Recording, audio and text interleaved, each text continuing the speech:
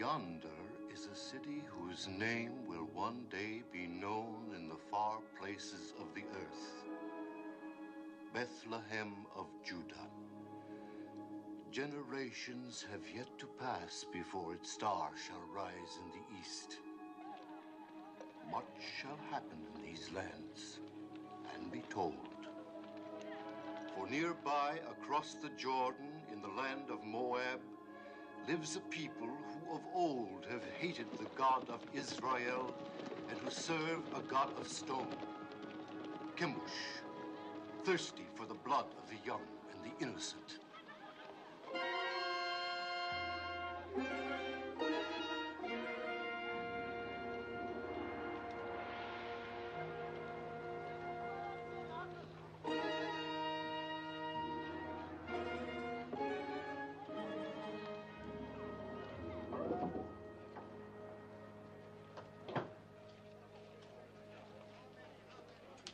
Yes? Are you giving her to be raised in the service of our God? But you pay something. Only when there is want. Well, there is want, bad crops, sickness, can't feed my family.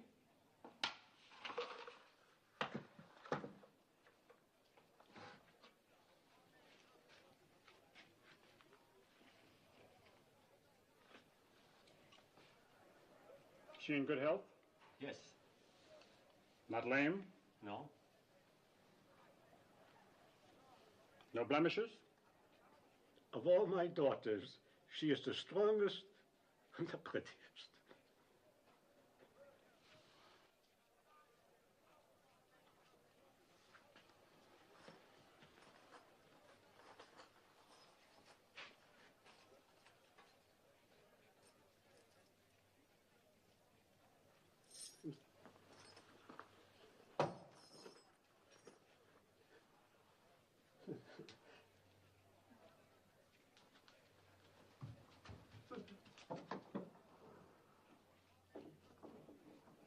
What is your name? Ruth.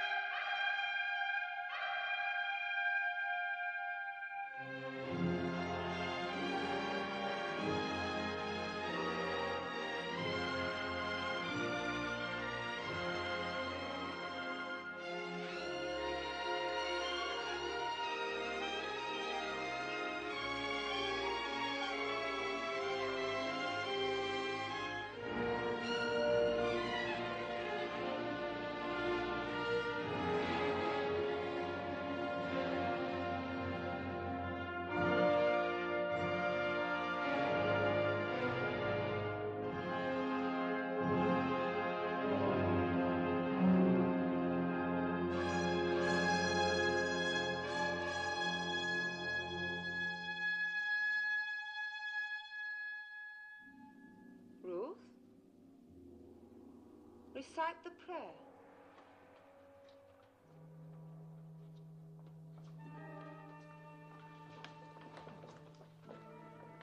Chemosh is good.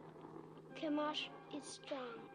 He is the force of life, the bringer of victories, the shield against our enemies. To one among you will soon come the greatest honor that can fall to the daughter of Chemosh, an endless honor, a glory forever. The high priest of all Moab will judge of you.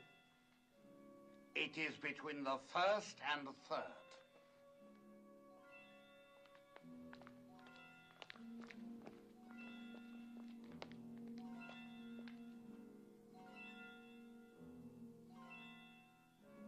this child. See that she is properly prepared.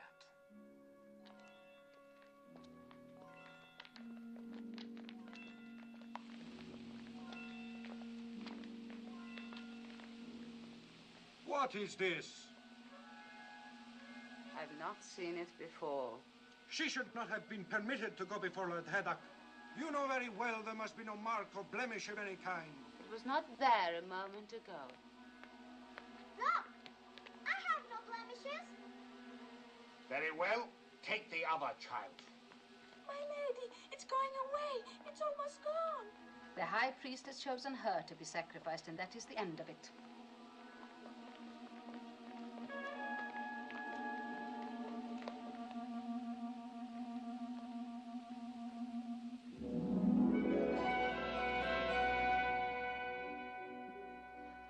This day you pass from a life of learning about your God to a life of serving him. Your first duty will attach to our yearly ceremony of sacrifice. In this year of Chemosh, the child is Teba. Among you shall be shared the honor of fitting her for immolation. Obey your rectress in all things. You will return now to your chambers.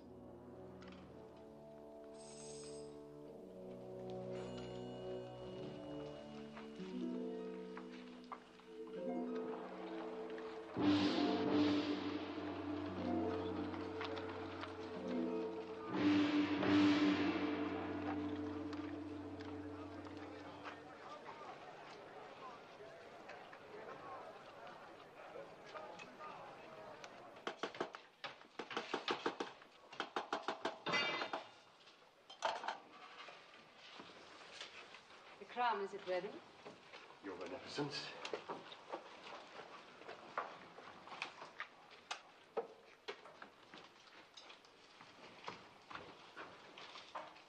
This? This gross piece to be worn on the altar of Chemosh. It's heavy and dead. It lacks luster. But it is wrought of the finest gold. Have you no sense, old man? It needs glitter. It must be seen at the farthest reaches of the assemblage. It must flash when the sun strikes it. With your leave, gracious lady, I designed this with what I understood you Well, wished. no matter what you understood. The crown for this child must be radiant, as though for the head of a queen. Yes, but what I tried to do was You were not engaged to try. You're unworthy of the honor of this work. Look. Look how graceful this is and how earthbound the other. But that, Your Beneficence, I designed for a bride. It is for feasting and joy. It celebrates life, whilst the other is to be worn in death. Say no more. What is sacrificed to Chemosh is endowed with eternal life. Teba, tell this man what it means to die for Chemosh. To die for Chemosh is to live forever. I will make a crown that will sparkle in the sun. It will glow with precious stones. It will be happy as a bride. You disapprove of sacrifice? Of human sacrifice. Take Teba outside and wait for me.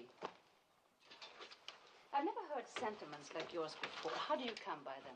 Through belief in a merciful God. And where is this God? Show him to me. He is invisible. That makes it convenient for carrying him with you, does it not? Make the crown as I wish it.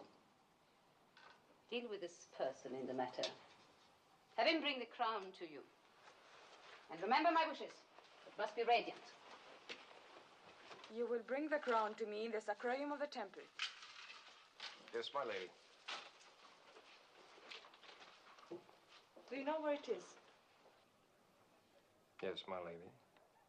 Above all, remember the wish of a beneficence, that the crown be radiant, not gross and earthbound.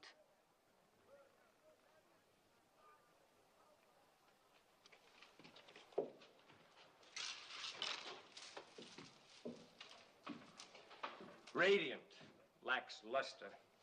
They have mountains of gold and palaces full of jewels, and they must use every bit of it. Never mind their gold and jewels.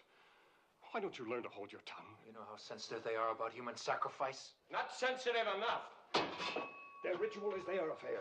You had no right to raise your voice against it. Father, the thought of killing that child... Keep such thoughts to yourself. Don't spoil things for the rest of us. No, don't be foolhardy. We are still Judeans and they are Moabites. Don't forget that. They won't. But, Mother, they don't even think of us as Judeans. Look at Orpah, Moabitess. Didn't she marry me? Aren't we accepted? That is your happiness. You did speak foolishly, Maloney. But I'm glad of it.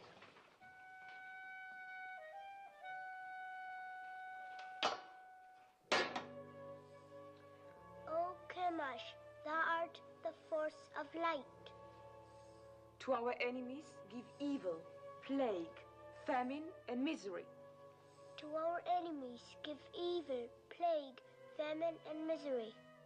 To our king, grant health, strength, and enduring years of life. To our king, grant health, strength, and enduring years of life. The artisan is here. Admit him. We shall go on with this later.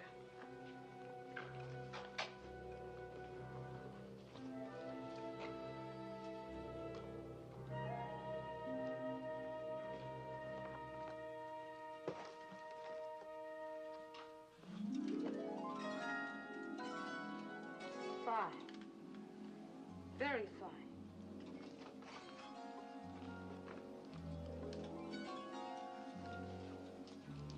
That too. Show me the rest.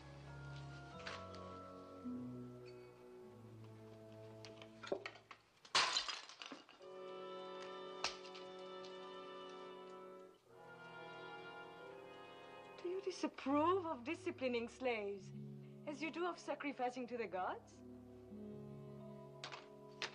Are you going to answer me? My answer would offend you. No more than you have already done.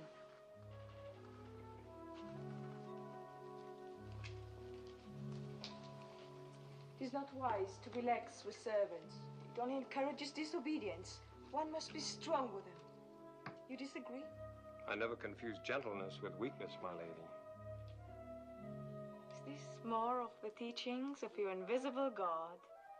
Not exactly, although his laws forbid the striking of slaves. An abused slave can even sue his master for freedom. Sue his master?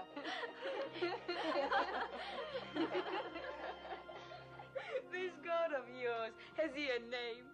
He is known by many names. Elohim, Adonai, Jehovah. It matters not so long as one knows he exists. And I do. If he's invisible, how do you know he exists? Is it his invisibility that amuses you? Among other things. May I ask a question in all deference? You may. Suppose you wish to pray, but you're not near an image of Chemosh. Then I go to him. Well, suppose a soldier of Moab is wounded on a field of battle and cannot get to an image of Chemosh to pray for his life. Then he thinks of Chemosh. But the Chemosh he's thinking of is invisible at the time he thinks of him. In my work, gracious lady, I have sometimes repaired your God. Isn't it hard to believe that a God who cracks and crumbles and can be repaired by a mere artisan like myself can be the same God who makes the birds sing and the sun rise and set? How can a God whose own head gets broken mend the broken heads of his soldiers?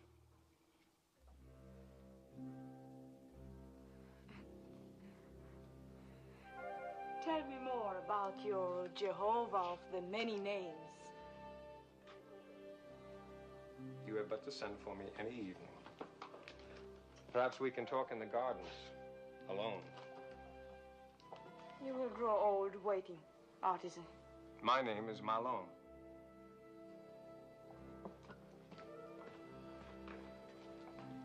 An impudent merchant. What else did she say besides fine? Oh, nothing important. It was all genial. Oh, there was even laughter. Laughter?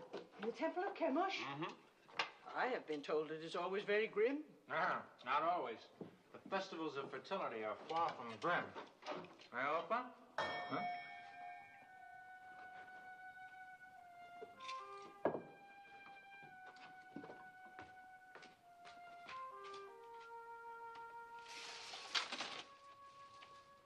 Is this the house of Malone? It is. Enter.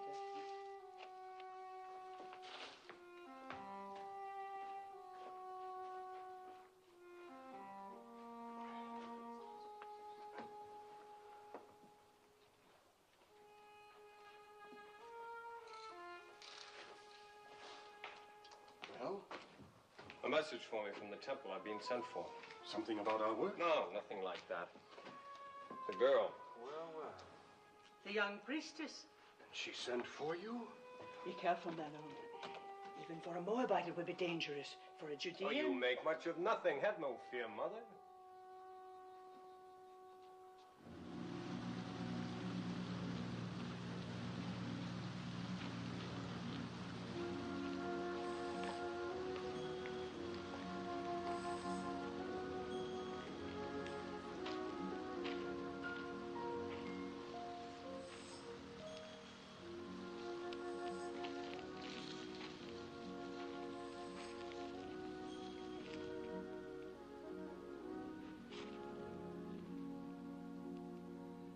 Lest you have the wrong notion, I must make clear why I sent for you. That is not necessary, my lady. That you did is enough. And it pleases me very much. There's no reason for you to be pleased, since it is not about you that I've been thinking, but your ridiculous God. That was all I inferred. Well, tell me more about him. Since you say your God is everywhere, perchance I am stepping on him right now. Indirectly, yes, the earth being one of his creations. The earth? Then you may as well claim that he made the moon too. It is told that he made two great lights in the heavens, the greater to rule the day and the lesser to rule the night. And all other luminous objects in the sky, I suppose. Yes. And one closer by.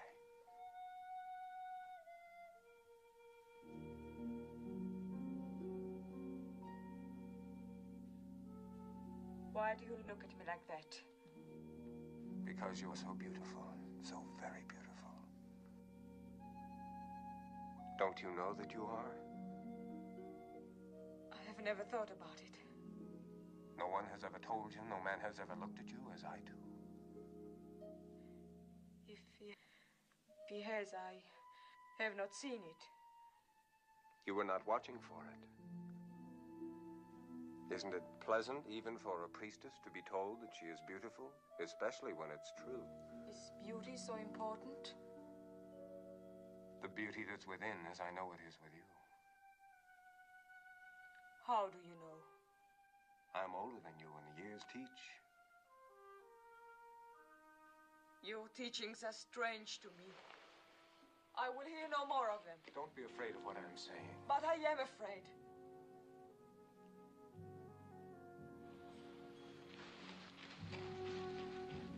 Perhaps tomorrow night, when you are less afraid.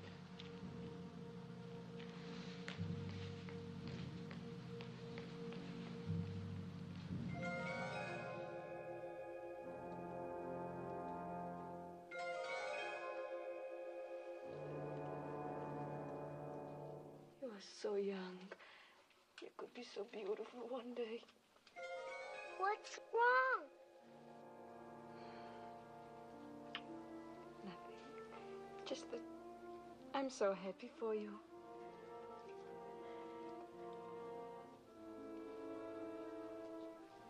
Go, Teba.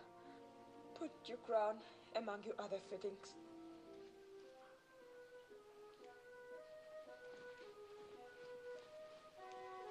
What are you doing here? You haven't dismissed me. What's wrong with telling a child she's beautiful? Nothing, my lady. You may go. Kira. I am sorry I struck you the other day. Thank you, my lady.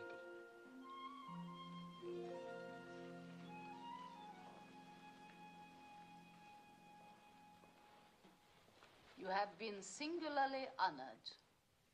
The king is making a journey throughout the land to see the many arms and precincts of his kingdom. He has asked for 4 of the most seemly of your rank to join the party. Comport yourselves well.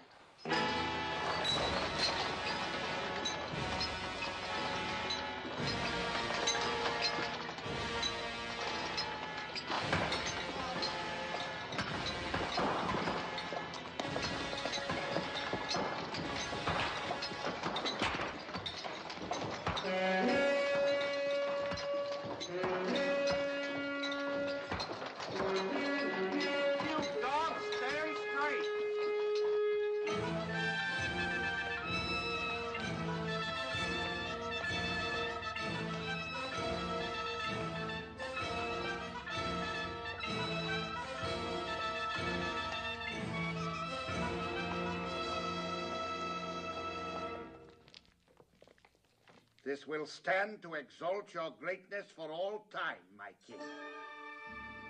Would it please your magnificence to see the entire figure? Order them to turn the platform. You! 10 of you men, over here! Put your backs to it! Turn it around!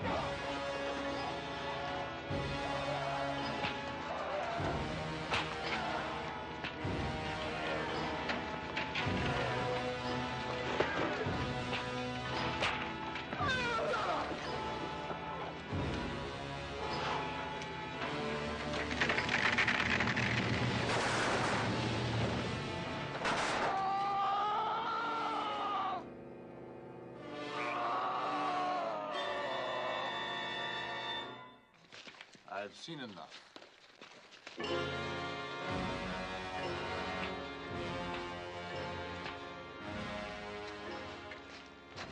Have you enjoyed the journey?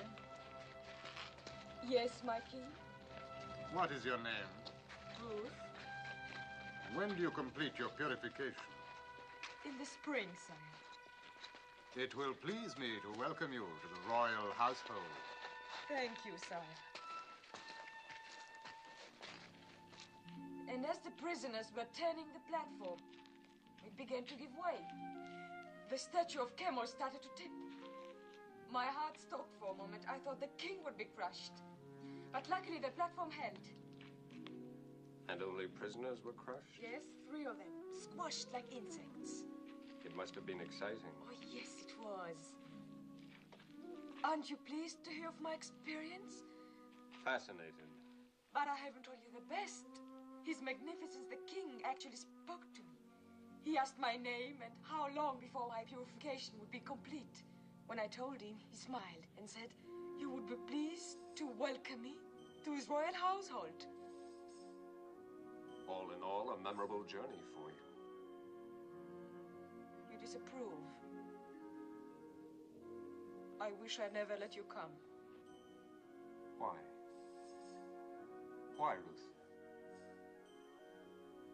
Because you disturb and confuse me. I've been raised to serve Chemosh. He is my God, my only God, and he's been good to me. How has he been good? No, I'm not challenging you.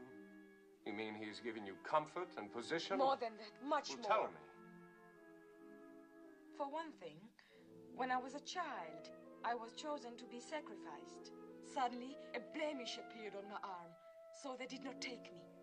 But no sooner did another child replace me than the blemish faded. Chemosh had spared me. Perhaps it was a higher god than Chemosh who spared you. Besides, I thought being chosen for sacrifice was a coveted honor, yet you speak of being spared from it. You've confused me, so I can't think. I would rather give up the most important thing in my life, the joy of seeing you, than bring you distress. Shall I not come again, Ruth? No. But please, my lord, no more talk about your people across the Jordan who are forbidden to punish slaves, who cannot beat the animals or even harm a bird's nest. Please, my lord, tell me no more about your strange God with so many names and no face.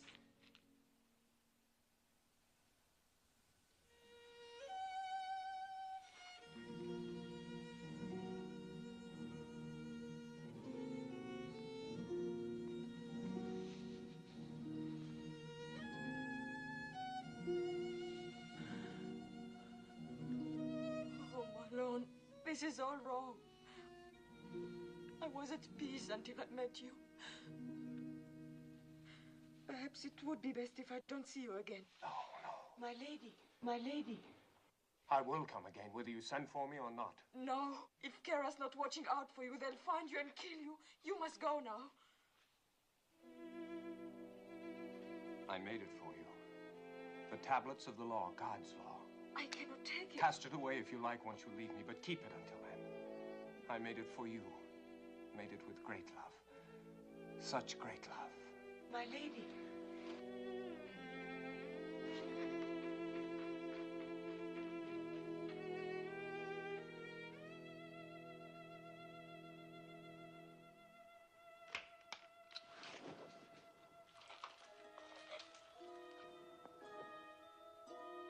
What is it, Teba? I had a dream.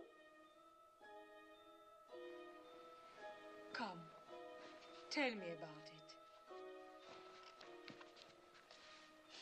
A golden bird came through my window. He had a silver beak, and his beak stabbed me here. And blood began to run. It's nothing, Teba. Nothing, just a dream. There are alien gods who are jealous of you and envious of Chemosh. They try to frighten you with a bad dream. No, but they will fail because Chemosh protects you.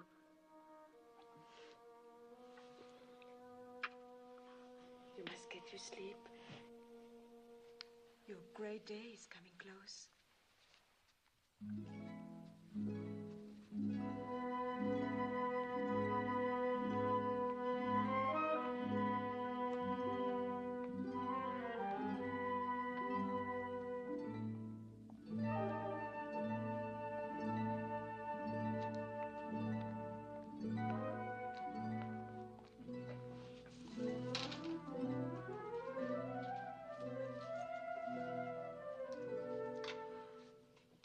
My Lord Haydock.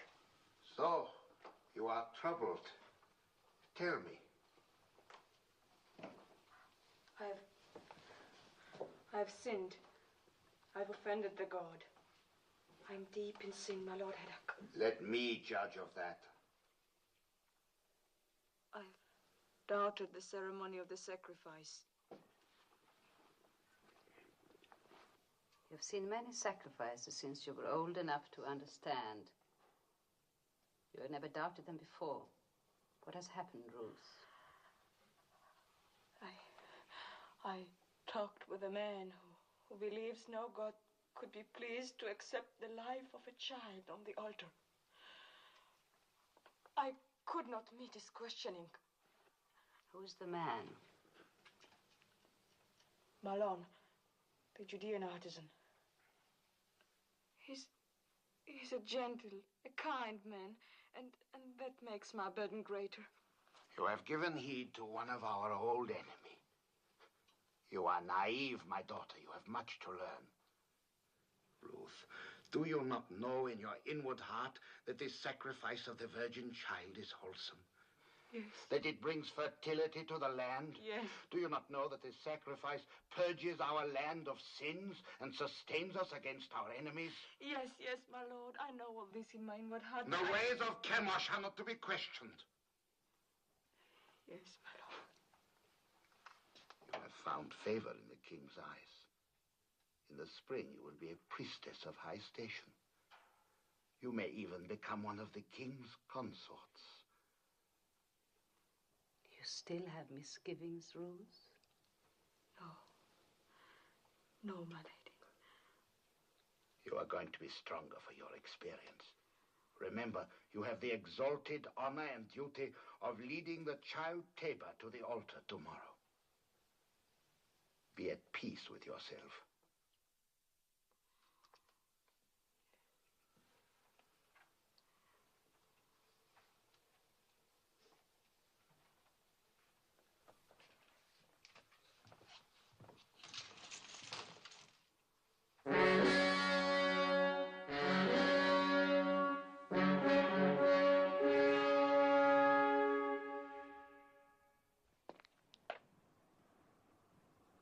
Let the child Teba be brought forth.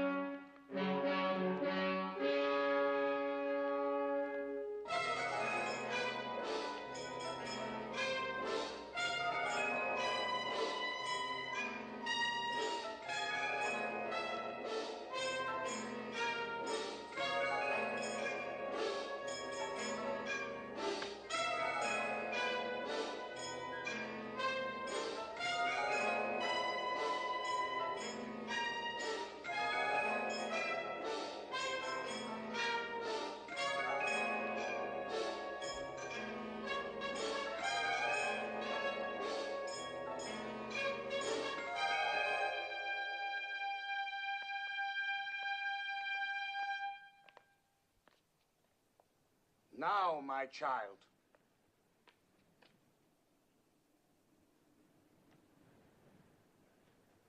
Oh, Kamash, guard the force of light to our enemies. Give evil, plague, famine, and misery to our king. Grant health, joy, long and enduring years of life.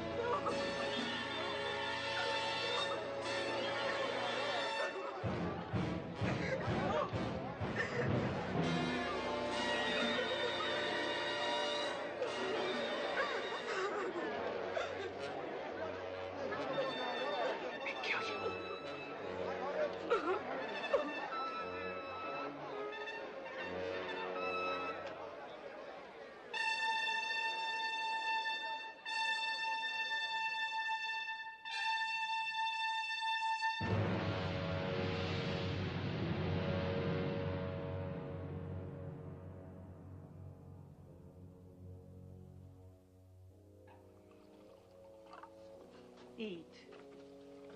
Eat. I can't. He's worried about what they'll do to Ruth. Is he? I'm worried about what they'll do to us. I've got to go to her. Malone, come back. I told you time and again. Easy with him, Elimelech. Have you never known folly? Mother. Take it!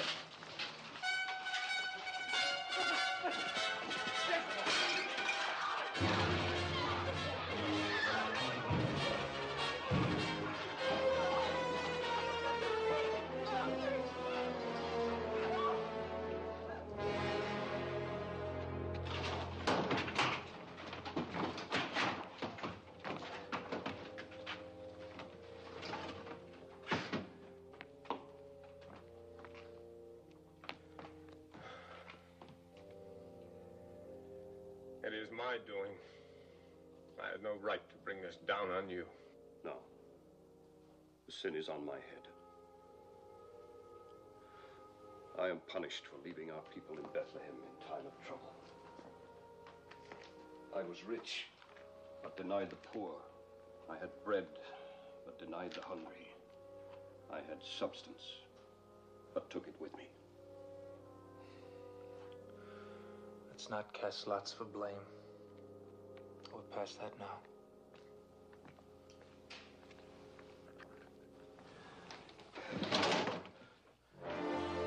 Get out! Get out!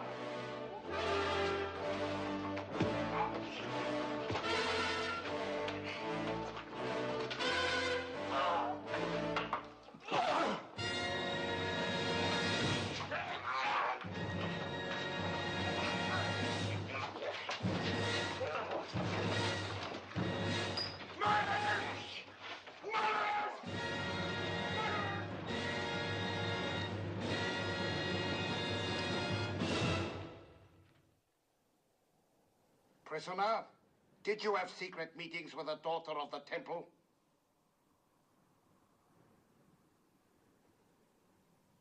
Yes? Did you speak to her of an invisible power? Yes. To what end? That she might learn of a God to whom the killing of innocent people is an abomination. The killing of what innocent people? Tabor. And all children slain on the altar of Chemosh.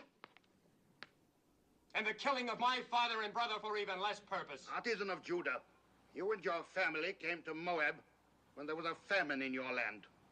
We gave you shelter and sustenance, and you repaid us by attempting to corrupt a priestess. I have done injury neither to your land nor to a daughter of Moab. I repent nothing of my love for her, nor for having told her of a God of justice. We shall teach you something of justice. The axe is too swift and kind for a tempter and corrupter. Your house and shop and all your possessions shall be seized in the name of the king, and you will be sent to the quarries for the rest of your life. Take him.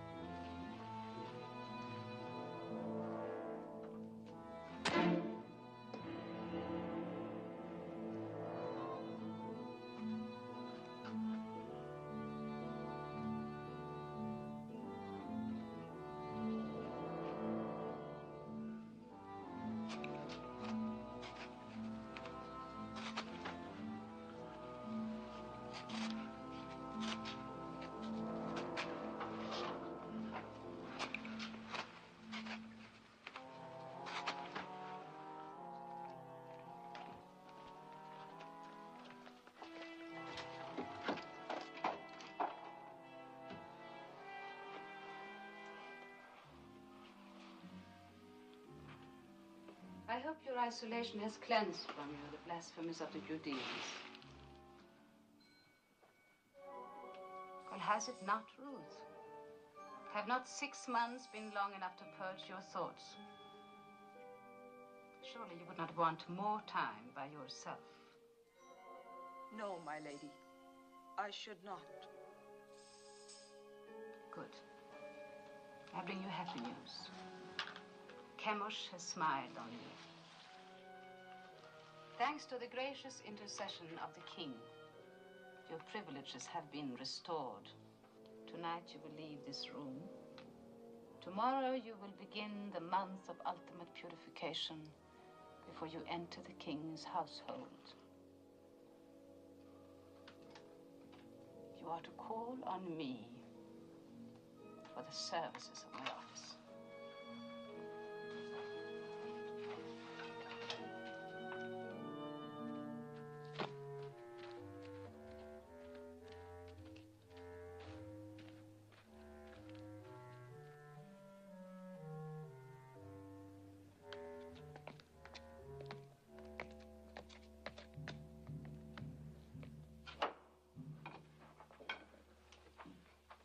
I asked you never to come here again.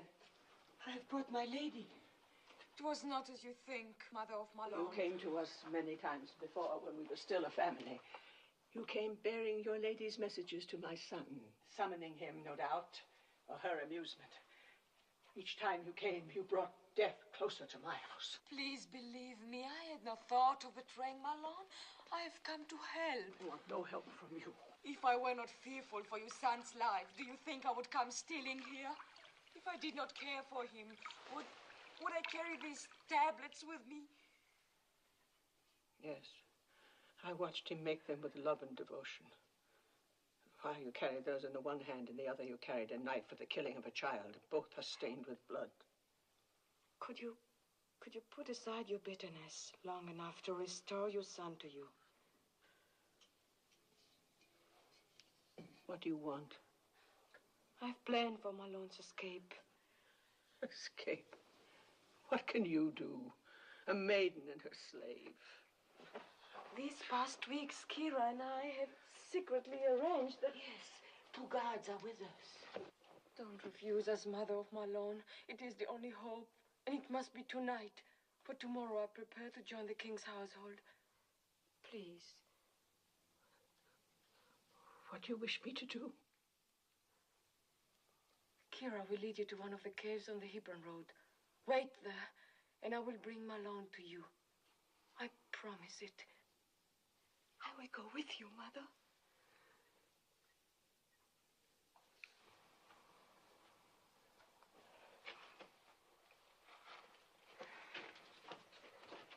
May the Lord guide you.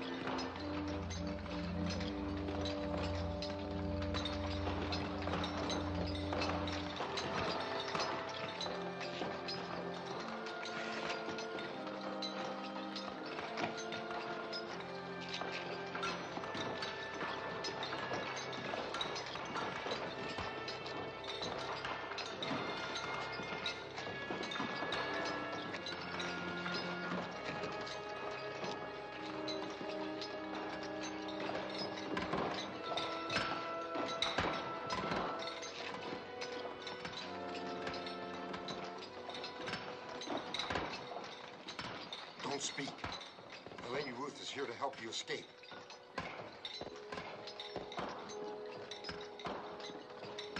Follow me.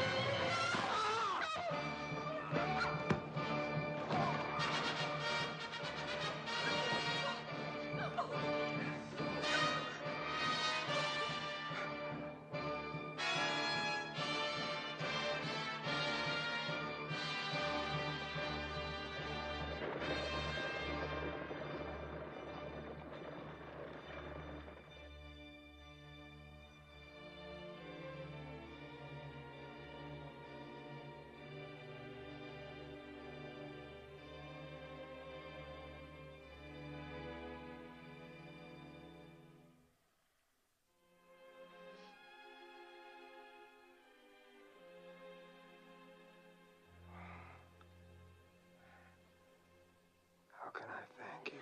You must not think of that. I love you too much to die.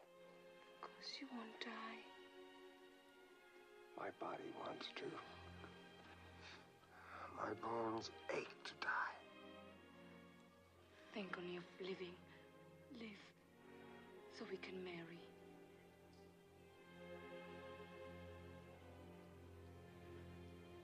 You would marry me?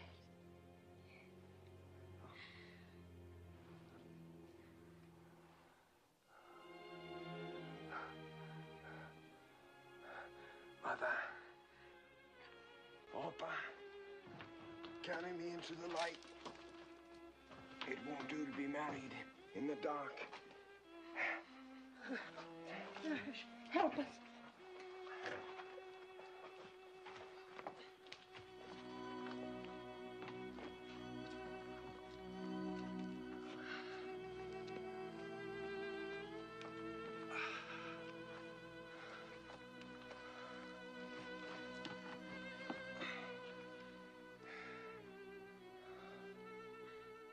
I have nothing to bring to you, Malone. You are all the dowry, the ornament, the gift a man could ask. Mother, your ring.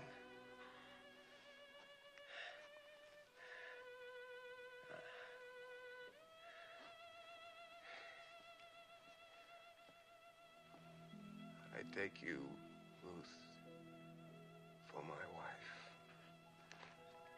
according to the law of Moses.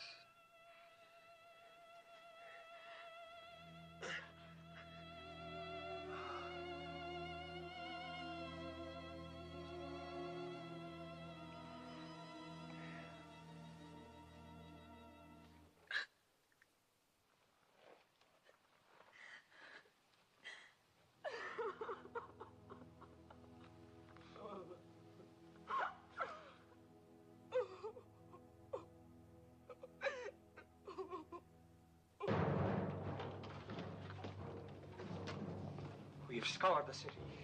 The priestess Ruth and the prisoner are nowhere to be found. They seem to have vanished from sight. Vanished, yes. But in what direction? What direction, my lady? If you were a priestess and had just opened the prison gate for a cursed Judean, where would you go? Judah, I suppose. Ah. Then suppose you and your men set out and overtake them and bring them back. I will try, my lord. Indeed you shall. Now go.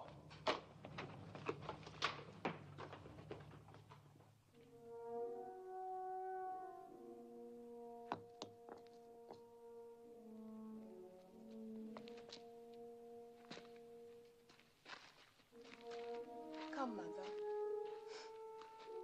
Sit.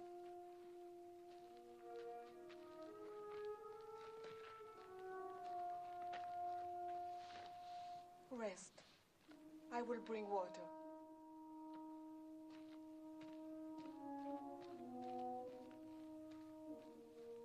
He taught me to care about living things, but he never told me of the pain of caring. Pain on entering the world, anguish on leaving it. But the interval between is worth it all. How can you say that in such an hour? Look around you at this hard wilderness. And what do you see but mourning women? Where is my Lord's invisible God of mercy? Where are his blessings?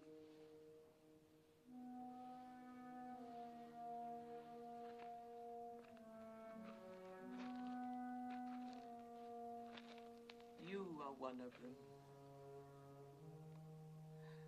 You gave my son joy, and you sent him away with peace in his soul. I am grateful, my lady. Could you find it in your heart to call me Ruth?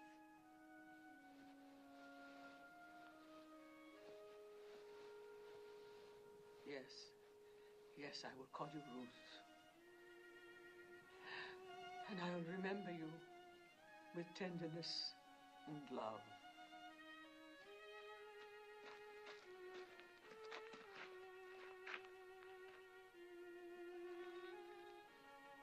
Where now, Mother? Where will we go? There's only one place I can go, back to Bethlehem. But you, my daughter... I shall go with you. Oh, why should you come with me? You are pretty and young, and many a good man of Moab would wish to marry you.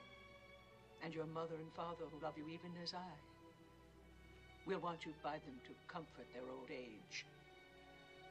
Return, Orpah.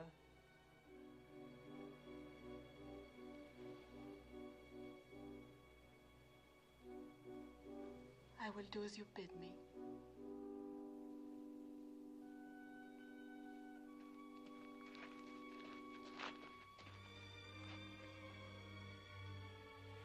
Farewell, Ruth, and may the Lord bless you. I'm not returning. Kira? My lady. You still have kindred in Ammon? 2 children and my father. Then go to them. You are free. Free, my lady? Yes. And I thank you endlessly, my faithful Kira. Goodbye, my lady. Peace, mother of Malone. Find joy, Kira. If you are not returning, then where will you go? With you? With me? To Bethlehem? It's a long and hazardous journey. And who knows, you might even be pursued. And then a Moabitess in Bethlehem might not be welcome. You must go back with Orpah, my daughter. And may the Lord deal kindly with you, as you have dealt with the dead and with me. I entreat you to return. Entreat me not to leave you or to keep from following you. For where you go, I will go. Where you lodge, I will lodge. Your people shall be my people. And your God, my God.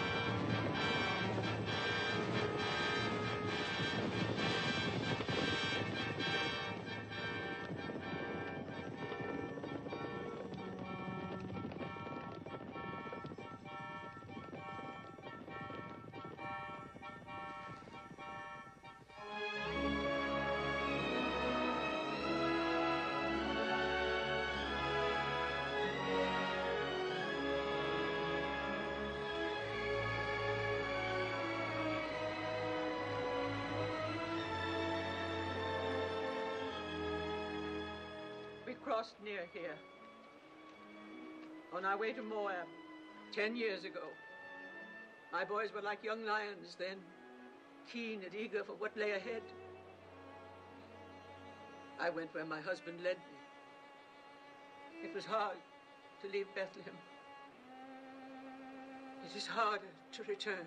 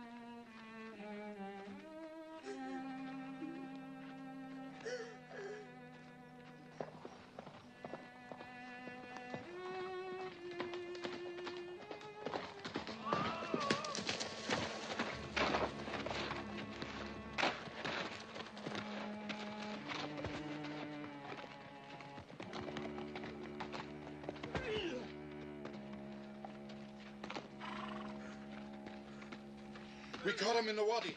2 others escaped. We were hunting, I tell you. Just hunting. Unbind him. He can hardly breathe.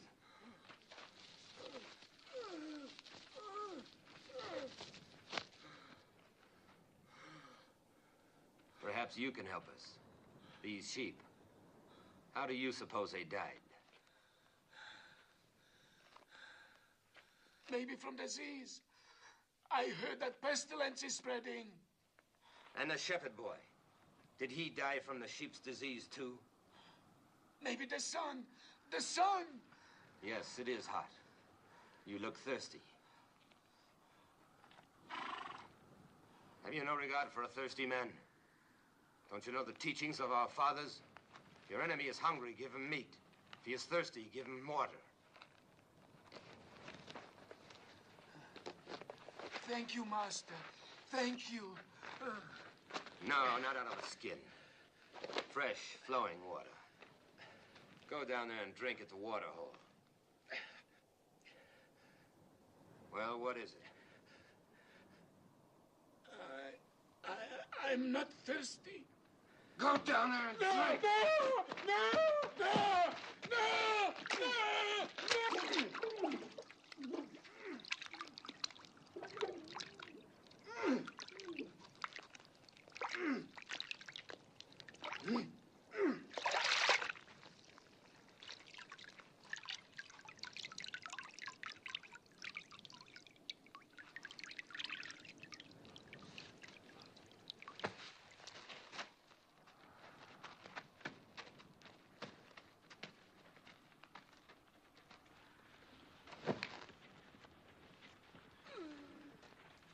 So should it be to all Moabites.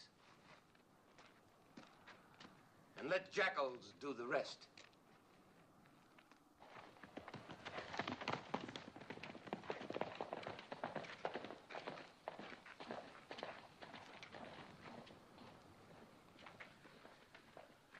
Poor welcome for you to Judah.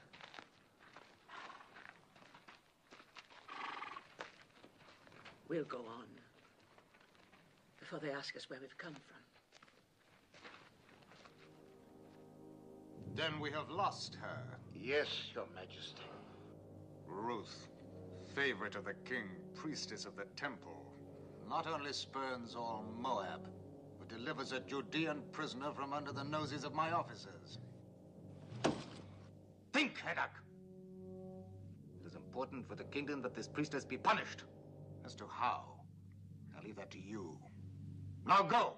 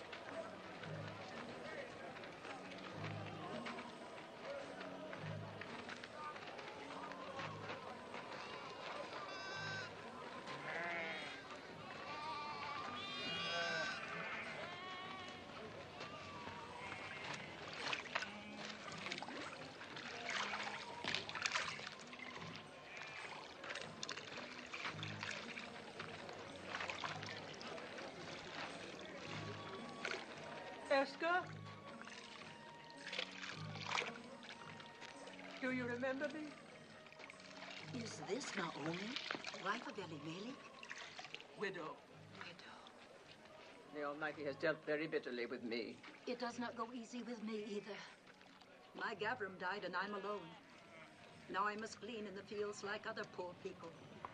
Still, it's better than starving, even though you eat only what you pick up off the ground. My daughter-in-law. Welcome. You are from one of the northern tribes? Benjamin, perhaps? No. I am from Moab. Moab? Oh, don't speak of it. You think you're better. What with the drought? Oh, there's enough bitterness here, too. But where are you going to live? If our old farm is still standing. Oh, it's all gone to ruin. The well is dry, and the house. But still, it's away from the city. And for you, just come from Moab. It's just as well not to be seen much. Eska, are you coming? Yes, I'm coming.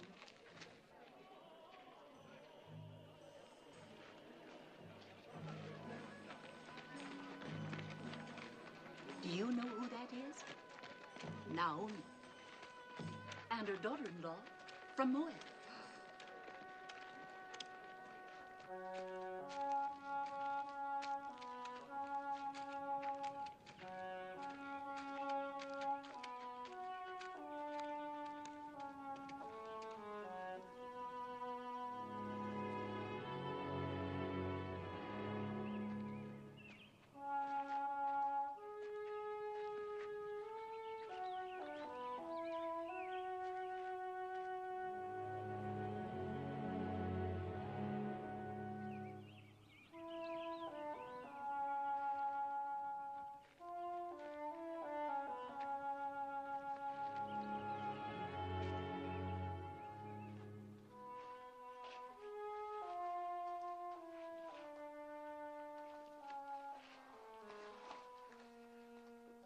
Yes. After your comfort in Moab. You have taught me there are other comforts. Not even a scrap to eat. My husband had 2 kinsmen here, Boaz and Tob, both men of means. Tob would only rebuff me. My husband was unkind to him. And as for Boaz... What about Boaz?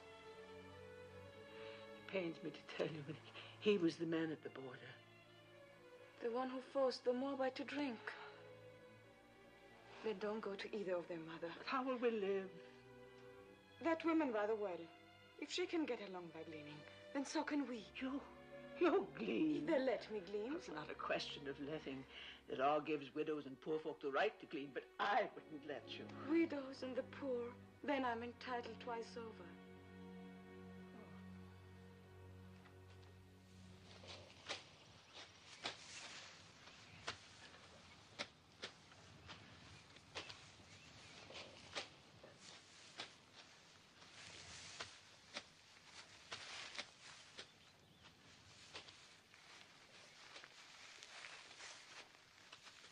They come fair in Moab. And from what I hear, they go loose. Shut your mouth. I'm sorry I told you. Tell me what happens in Moab, brother wise man. Fertility rights. The wine flows freely, and everyone gets to know everyone else. And you must get to know us better. The mighty man. Is that a new gleaner? Well, she's not old.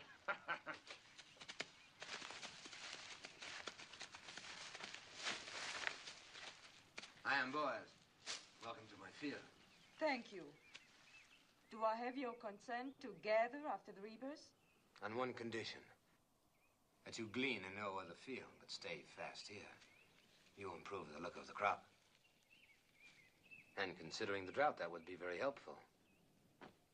Have my men been annoying you? I have managed not to hear them. I will charge them not to trouble you. You let me know if you lack for anything. The Lord be with you. How can the Lord be with a Moabitish heathen? Does she think we are made of stone like her gods, that her being among us is not a mockery?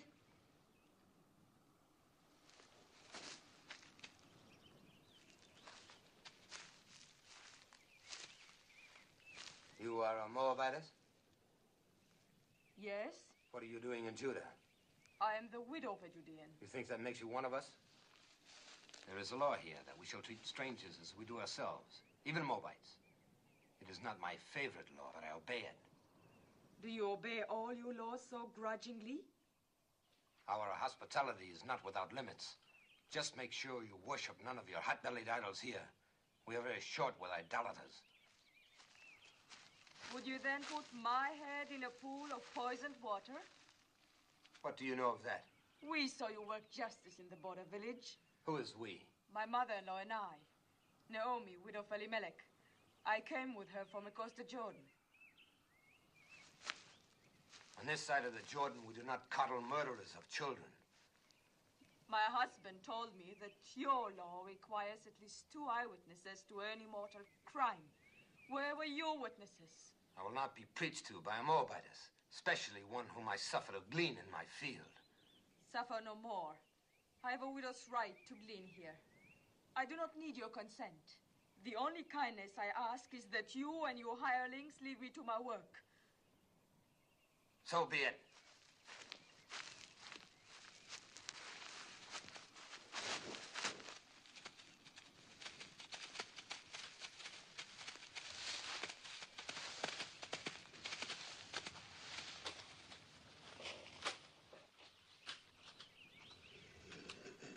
I'll never go back to his field.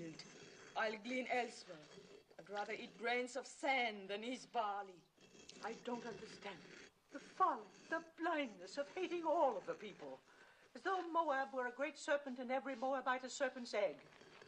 You spoke of another kinsman. What is he like? So, the stars are not as distant as that man. In what way? In every way.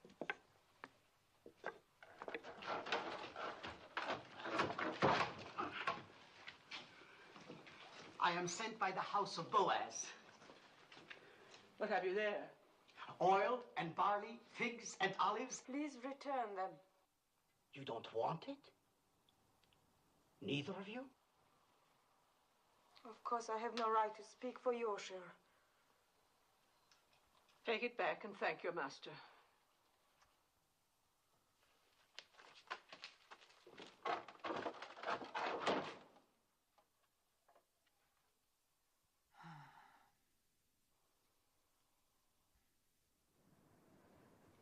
Which of the two refused? Both. What did the young one say? The young one? Please return them. Return them, huh? Well, they'll accept these provisions and more.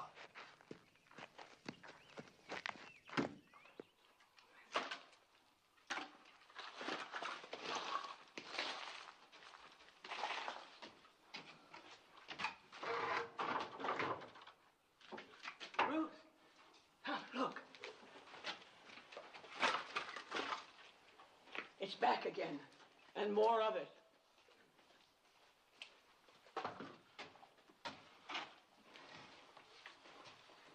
Lord be with you, Naomi. And welcome home. Thank you, Boaz. Sorry to hear about your family. Am I to take this as some kind of apology? For what?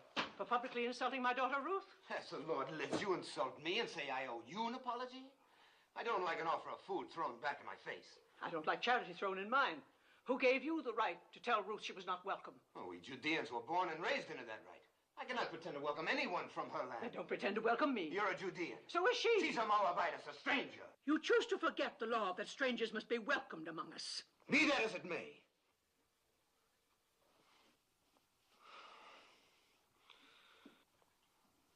I didn't mean to shout. This is no way for a man to welcome a kinswoman. I spoke in anger. So did I, Boaz. For years, I've carried a warm image of you in my heart. I'm disappointed to find you changed. Well, a man is what he is.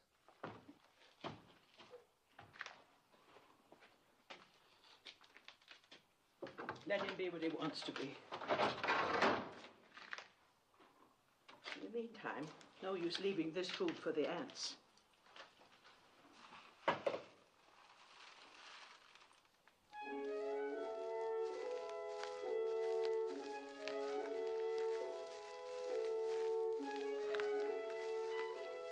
Well, it seems the Moabitess has left us for 12 acres.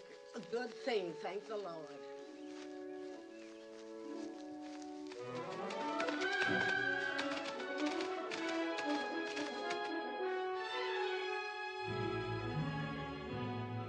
Is that Boaz riding up? Yes.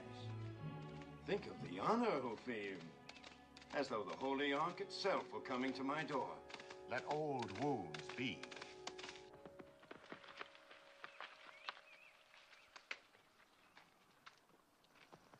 Peace be with you.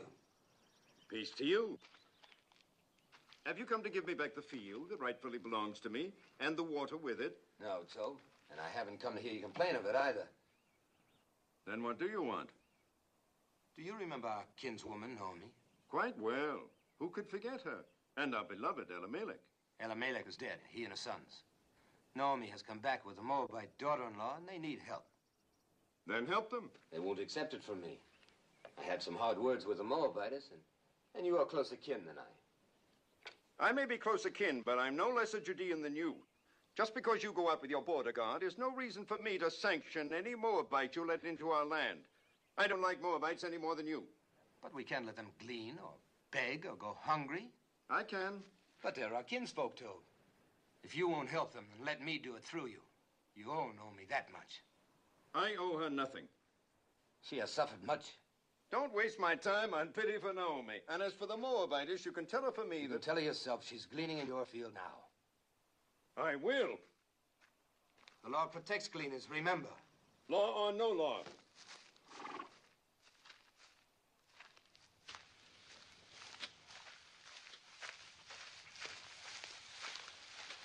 Where is the Moabitess?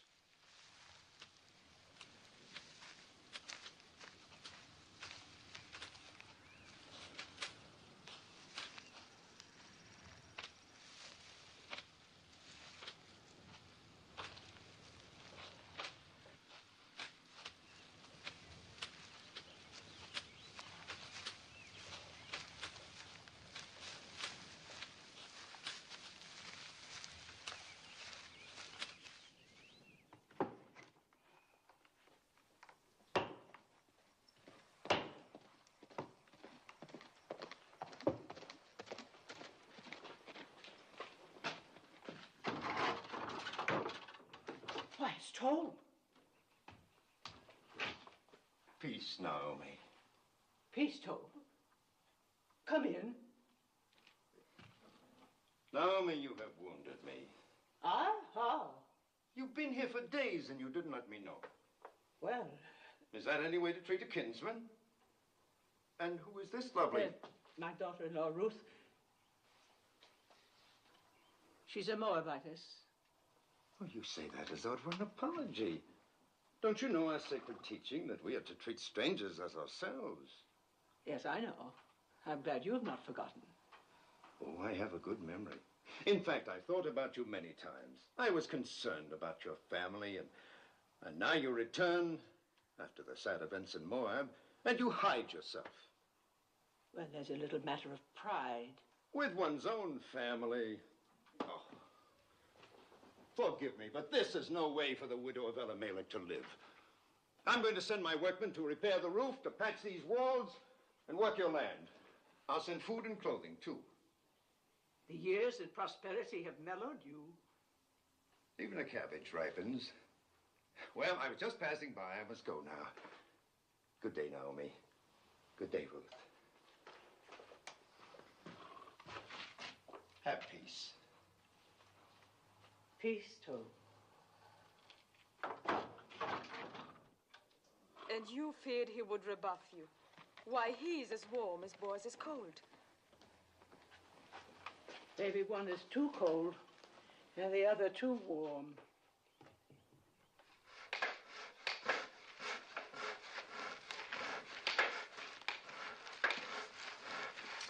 Naomi! Oh, never carry such burdens. While I'm away, you must let my workmen do it for you. You are leaving? Oh, not for long. I go to Hebron to buy sheep. Now, in my absence, you and Naomi must not hesitate to ask my men if you lack for anything. I have instructed them. Your kindness. I can't begin to... Not a word. And when I return, I hope you will know even more fully the bounties of kinship in Judah.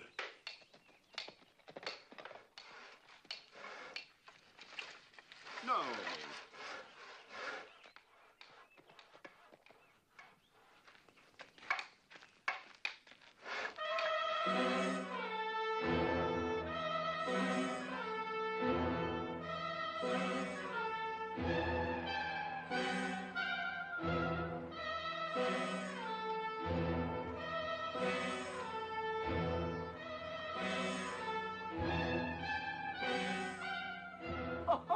Look at the little one. A baby.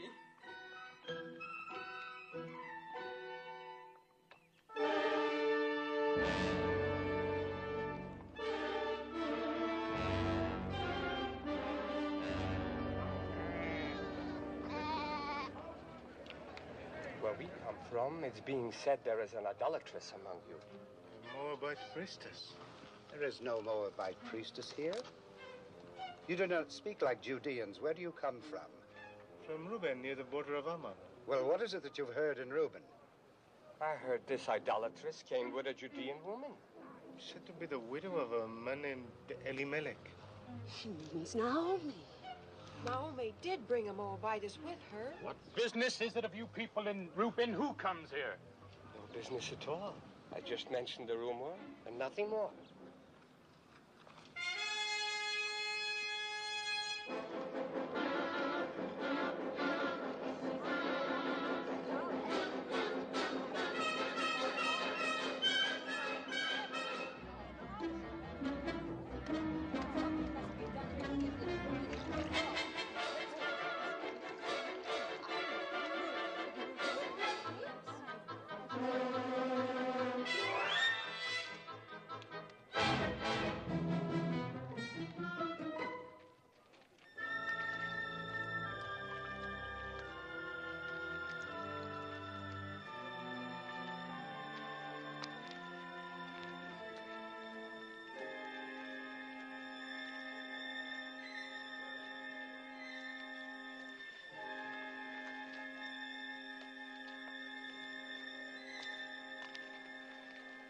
Water is scarce. We have none for idolaters. Why don't you ask your stone god for water? She's an idolatress. Curse her, Ben-Hadad. Call the vengeance of God down on her. Idols. God has said you shall make no idols, nor set any image of stone in your land. If you despise his statutes and abhor his judgments, you shall lose your children. Your cattle shall be destroyed. Guilt is written across her face. She can say nothing. Where are your idols? Take your stone idols and leave our land before God strikes you dead. You are a hateful woman. You're not worthy to speak God's name. Leave her alone.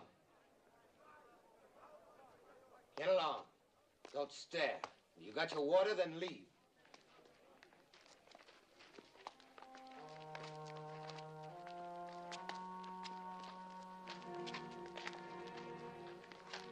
Don't ever trust this to a woman, Ben-Hadad. Confess thy iniquity. Fear the Lord, for he will send his pestilence among you, and destroy your idols, and cast you into... Yes, old man, I know. God's blessings on thee. And you, too. Peace be with you. Poor old madman.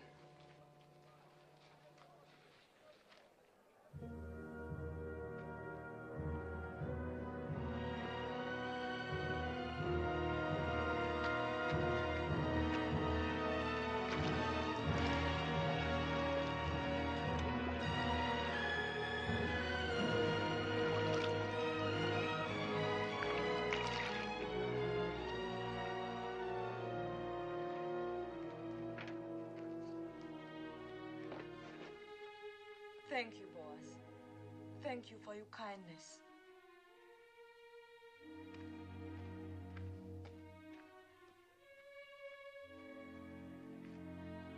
Come.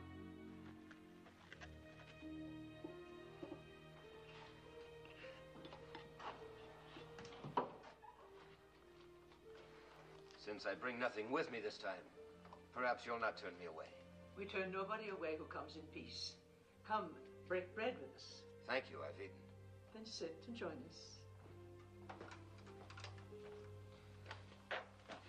I've been thinking about what happened at the well. Why? What happened? Well, nothing really. We simply met there by chance, and I asked if I could come by.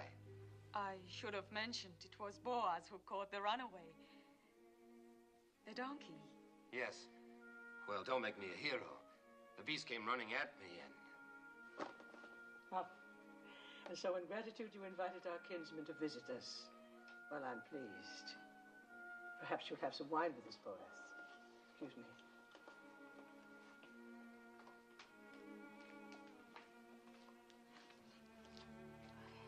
I didn't tell her because it would only have worried her. What did Malone tell you about us Judeans?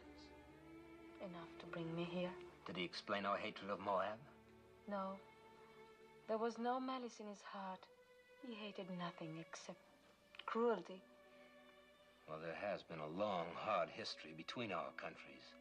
Wars, loathing of each other's gods. Some of us lost parents and brothers to Moab. Others lost children, as you saw on your way to Bethlehem. Does it surprise you that that's in our blood to fear and hate Moabites? And you are content with that? I was. Was? I used to think that hate belonged in our blood. And now? Now I'm not so certain. But others are, though. Only a few. Those who forgot the teachings of our fathers. And those who were as bitter as I was. Like the women at the well. Yes, and that's why I've come here. You must leave Judah, Ruth. At least for a while.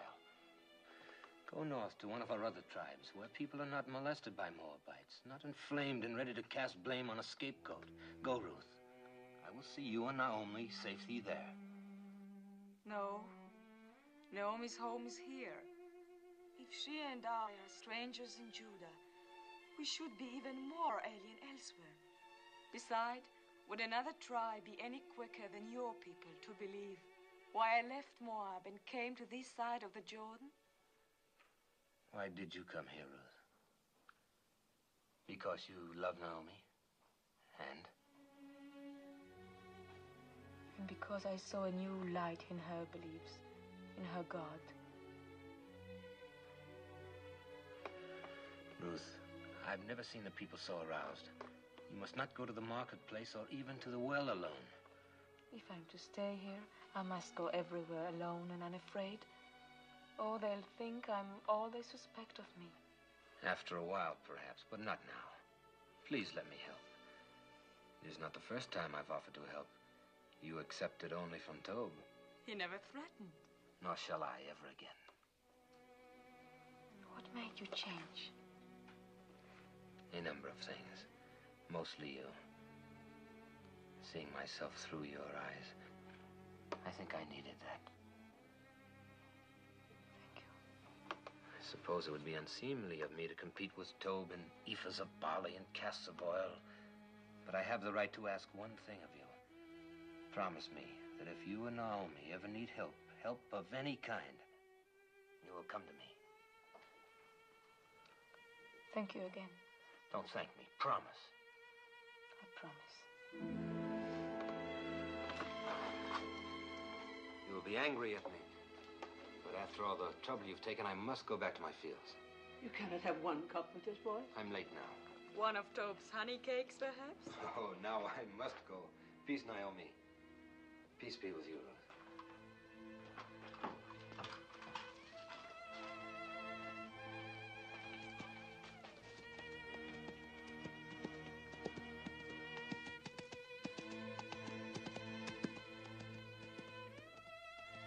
That is the Boaz I remembered. Oh, Mother, he's so different from the way he was before. He's so very likable. Or is it only his wanting to help that makes me think makes me feel the way I do? No, Ruth, it is not that. How can you mistake what it is?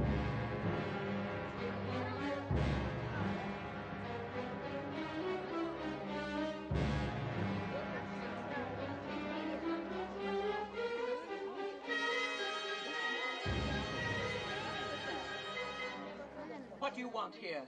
Who gave you the right to trample on my grounds? Where are the idols? Bring out the idols. There are no idols. You brought that idol worshiper into our midst. Tell her about the wells. Our cattle are dying because of her. What are you saying? Why because of her? God has shown his anger ever since she came. Yes, and if our children suffer from this, their blood will be on your head. We'll all perish unless you rid us of her. Count, the idols are in the house. Not one more step. If you have complaints, take them to Shema and the elders and let them judge. And leave us alone. Indeed, we will make our voices heard by the elders. And when we're through with our complaints, there'll be very little comfort left for you. Or time for you. Come, let us go to Shema.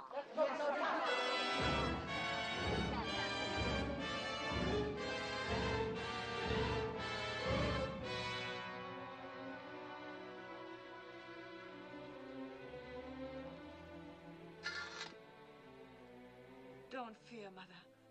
I do fear. There's no charge greater than idolatry. It's a stoning offense. I don't know where to turn, what to do. Mother, I shall go to Boaz. He said he would help. Yes. You heard him. He made a promise to come if we needed help. Yes. Go, my daughter. Ask his help.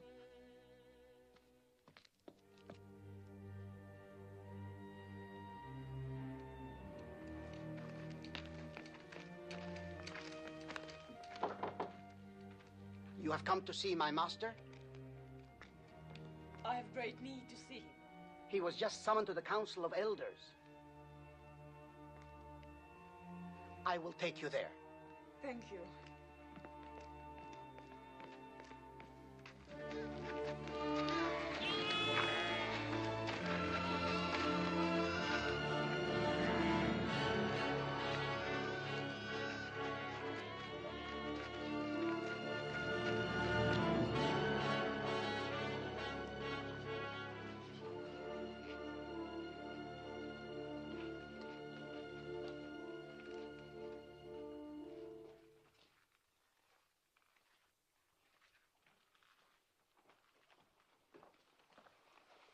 I know what happened. It's shameful. The judges are as disturbed about it as I. We're meeting now. Fear nothing. You had better wait for me. It's not a question of opinion. It's your duty to convene the elders and sit in judgment of the widow. Do you agree with that? Yes. And you, boys? By all means. The widow Hagar has shamefully violated one of our most... We're not speaking of Hagar, but of Ruth. Ruth? Well, Hagar and her rabble viciously attacked two peace-abiding women, and you're going to sit in judgment of Ruth? The actions of Hagar and the others are a disgrace. They will be reprimanded. But the charges that have been brought against the Moabites are very... Moabites. She is no longer a Moabitess. And I, for one, will not consent to judge a woman for fetching water from a public well. Do not mock us, Boaz. You younger judges are here only because your fathers gave their blood to uphold our laws. If this woman is innocent, if she is not an idolatress, she will be free. But if she is guilty, it is our duty to see that she is punished according to the law. Innocent or guilty, I will not judge her. You are going to defy the law? You would put us to scorn and divide the city? I will not judge her. Boaz, the people count on the wisdom of their elders to seek out truth. Do not contemn the judges of Judah. Ruth is the daughter of my kinswoman, Naomi. I will not judge her. How little you fear God. What if Abraham, when God commanded that he sacrifice Isaac, replied, "No, Isaac is my only son. I cannot do this." Leave Isaac to Abraham and Abraham to God. And leave me to myself. Blasphemy. And judge me too. What if it is true that Ruth has been a priestess in the temple of Chemosh, as is rumored? A priestess? The wife of a Judean who renounced idolatry? Who of her own free will chose to come among us with her destitute, bereaved mother-in-law? You asked me to believe that this gleaner in our fields was once a priestess of Chemosh? If it could be proven, would you judge her? If it can be proven that Ruth was a priestess in the temple of Chemosh, I will be the first to sit in judgment of her. Will you swear it? I swear it. That's all we ask. I hope it never comes to pass that your oath binds you. It will not.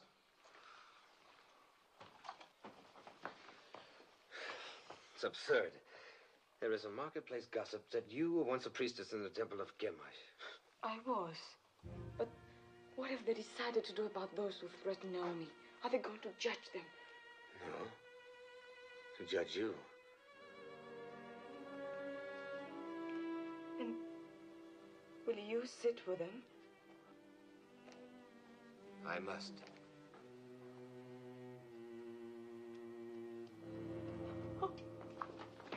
Let her go in peace.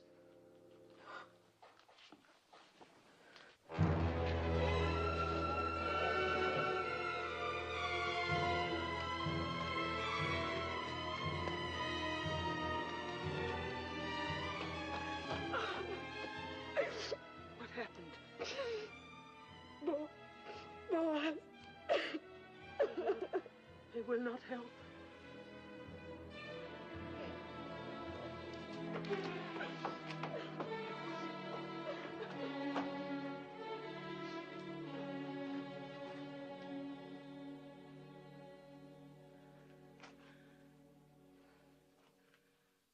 I'm weary, oh God. Weary of life. Weary of calamity. My husband taken from me, my son, my daughter. I've blighted her life out of love for me. She is defamed and humiliated. Oh, Lord, I entreat thee.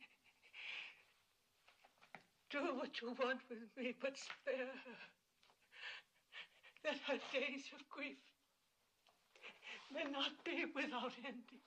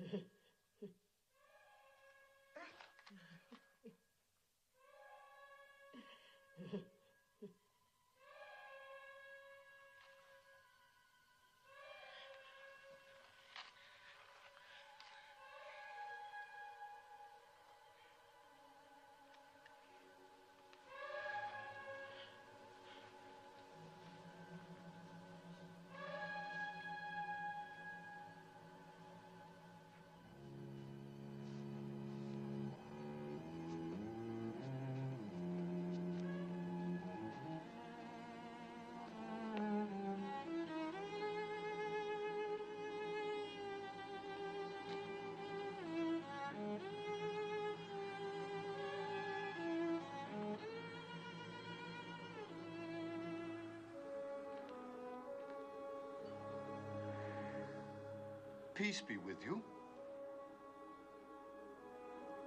Who are you? Jehoram?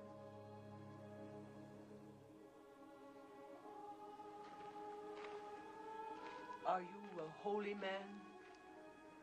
We are all holy in the eyes of God. There will be water from many wells. Many wells.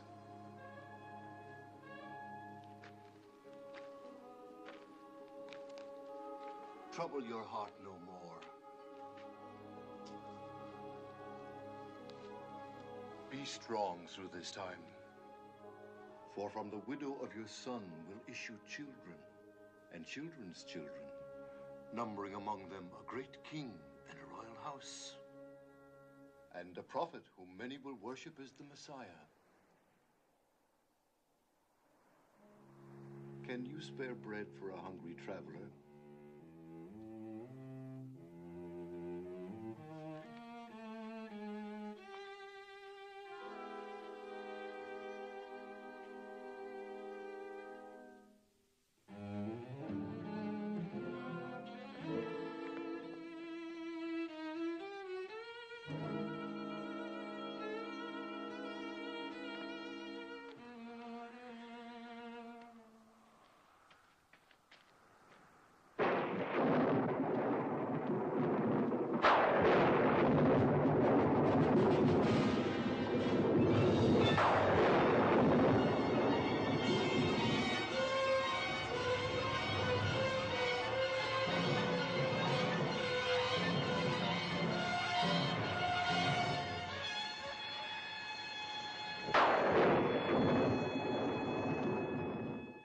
If 3,000 of our people were put to death for only once having worshipped a golden calf, then shall a Moabitess who worshipped Chemosh all her life be spared for a worse iniquity? As the Lord lives, I will sit quiet no longer.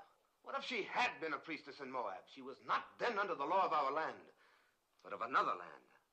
The land that had given her birth, and that was in the far past.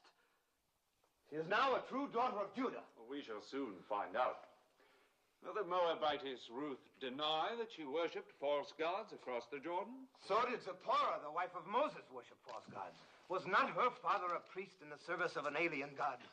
If the Lord our God accepts, who are we to refuse? Wait, we shall see whether the Lord our God accepts. Did you instruct children in the rituals of Chemosh? Yes. Did you teach them that to die for Chemosh was noble and good?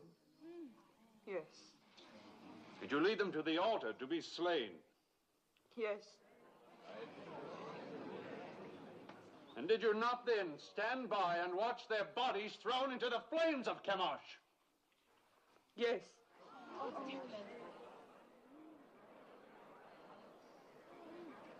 When did you last perform these rites? Speak. Was it a very long time ago, years ago? No, it was within past months. Is this what Boaz calls the far past? Well, Boaz,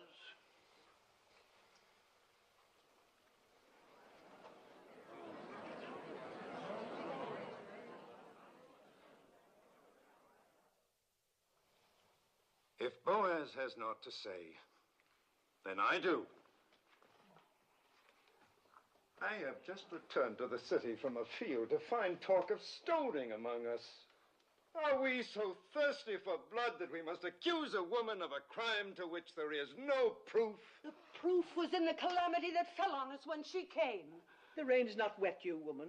The drought has ended. Our crops have been spared. We'll have a richer harvest than ever. Shamar, judges, people of Bethlehem, we have been taught that every accused person comes to judgment pure of guilt until his wrongdoing is proven. Our law demands at least 2 eyewitnesses to any crime performed upon our soil. Where are the 2? Where's one?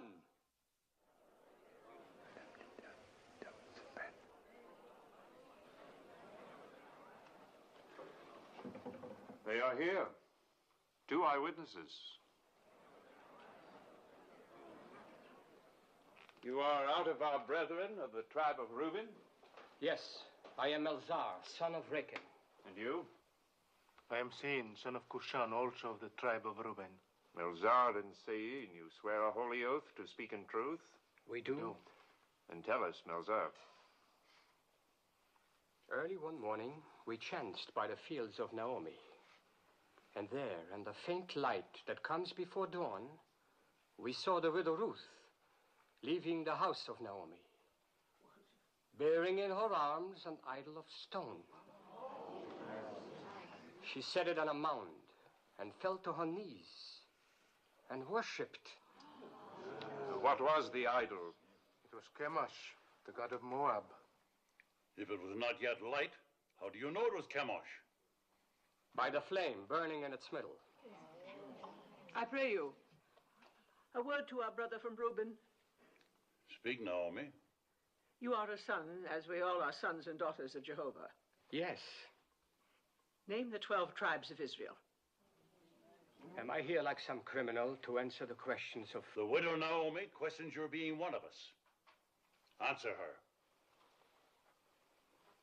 Why, there's Judah, and Dan, and Reuben, and Benjamin, and Asher.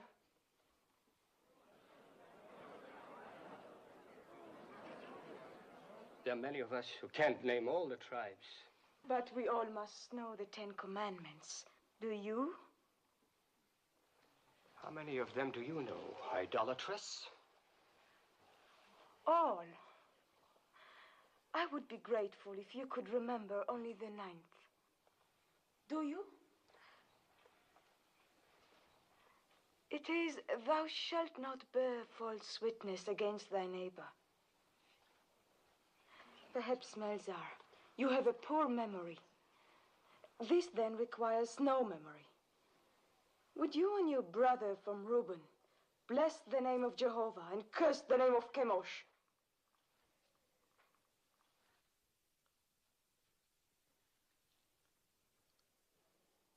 Well, will you?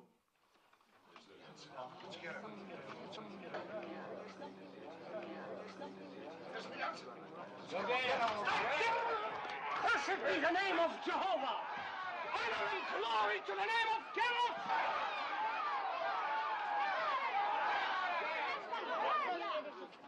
Twice over, you have doomed yourselves. You have blasphemed the name of the Lord. You have borne false witness against the widow. Let there be done to you as you would have done to Ruth.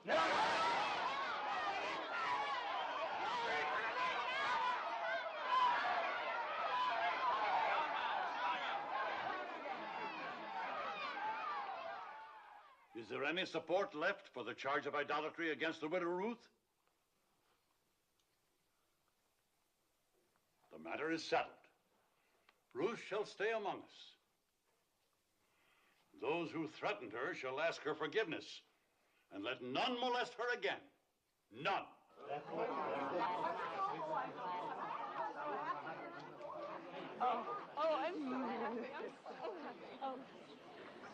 Thank you, Tob. Thank you for your belief in me. I did only what was necessary. Naomi? I had to do what I did. I pledged myself to sit in judgment. I understand. Well, Naomi, we have won. Yes, Tob, but you have my gratitude. No, I won't release you with only that. I have a boon to ask of you. Of course. I would be honored if tomorrow you'd come and have a cup of wine with me. With pleasure. I'll ask Ruth. No, not Ruth. I'd like to talk with you alone.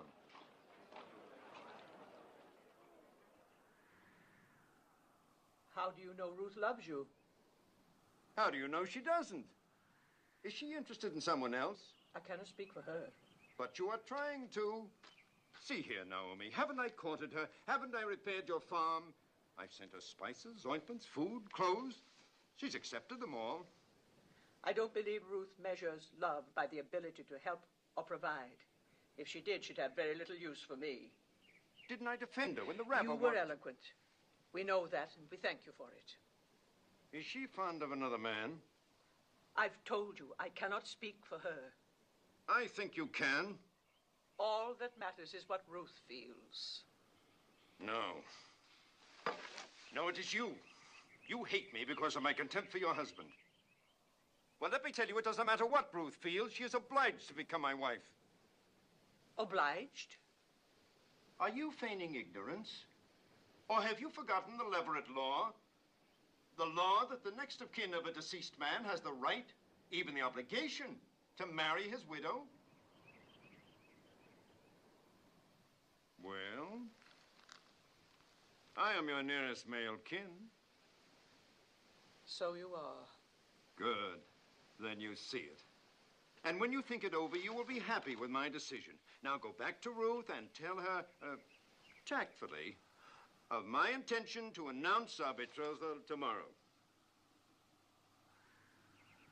Yes. I will tell her. I will tell her. I'll tell her.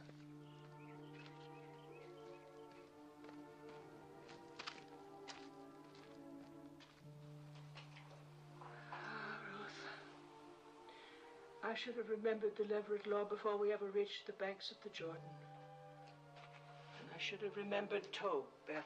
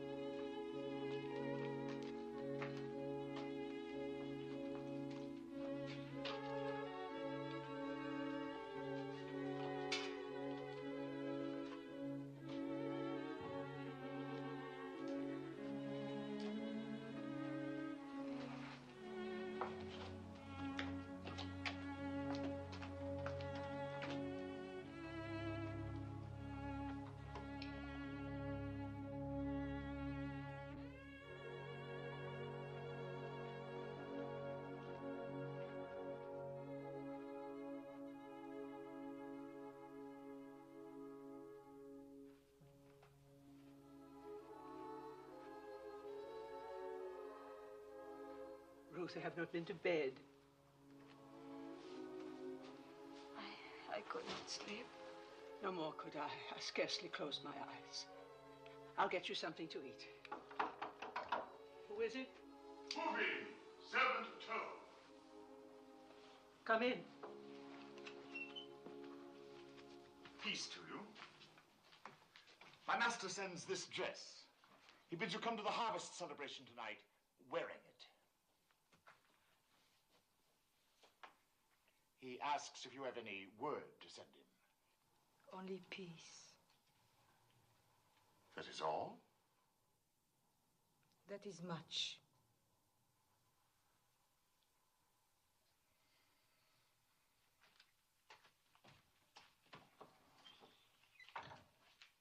I'm not going to any celebration.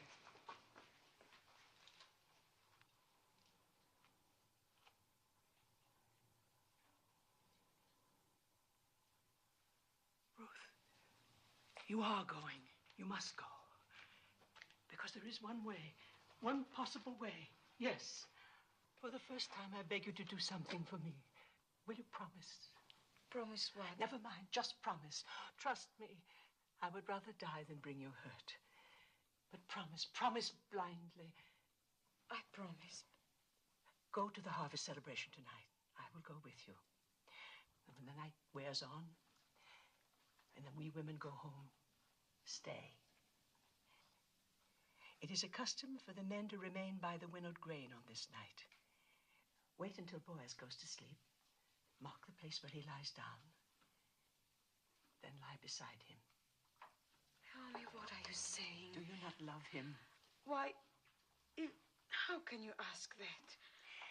Think about it. Do you love Boaz? Even if I did love him, how could I possibly do what you ask? Please, Ruth, do not question me. I know Boaz, and I know you. Do as I ask. Promise me.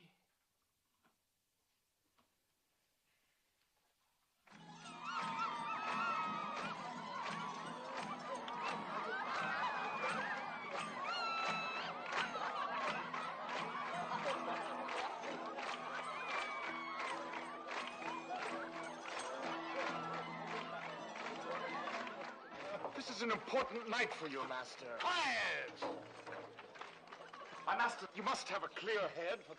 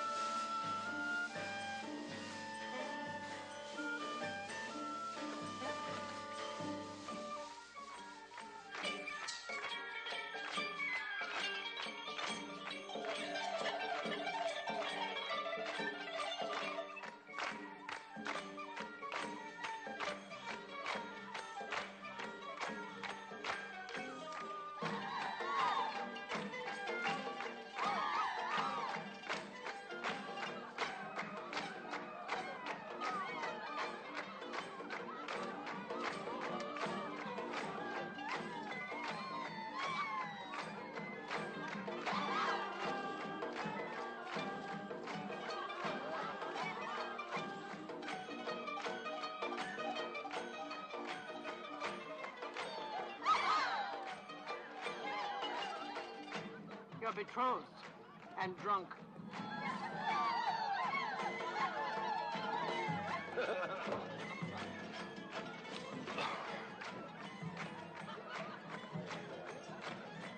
Here comes my bride.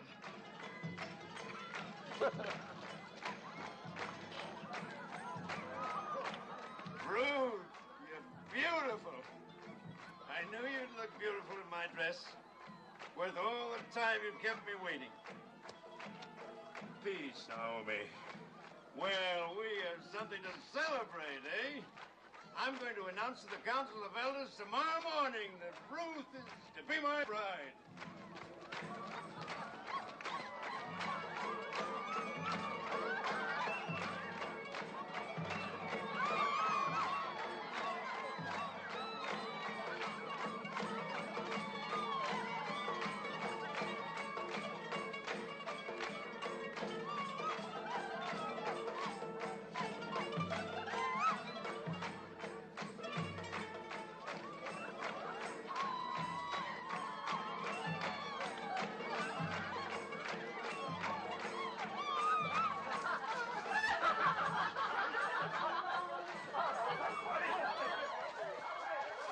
Happens every festival.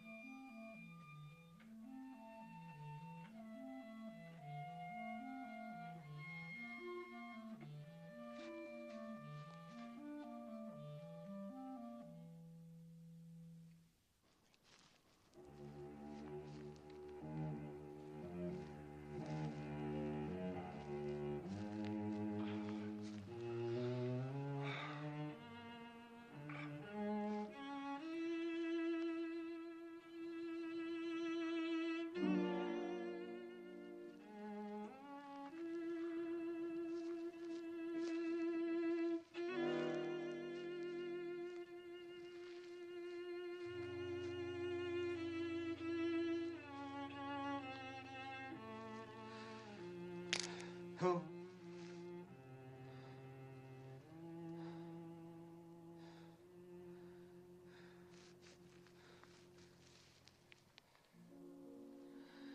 I was dreaming of you. And you are here. I wanted so much to explain. There's no need. I've always understood. I love you, Ruth. I've loved you from the day we met in my field. It must have been God's goodness that brought me to your field that day.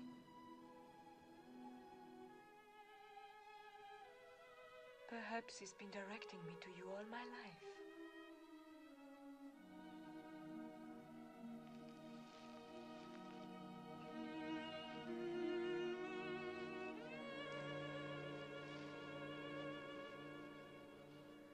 Ruth, I want you for my wife. But the Leverett law. Tob is next of kin. He's going to claim his right to me before the elders in the morning. I will get him to renounce his right. But what if he refuses? Never. He will yield. I will make it worth his while. Have no fear. If I know Tob, he will come to terms. He likes property.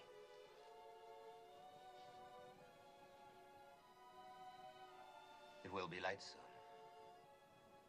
Go now, my Rose. No one must see us together before this is settled. There must be no more suspicion to hurt you. I love you.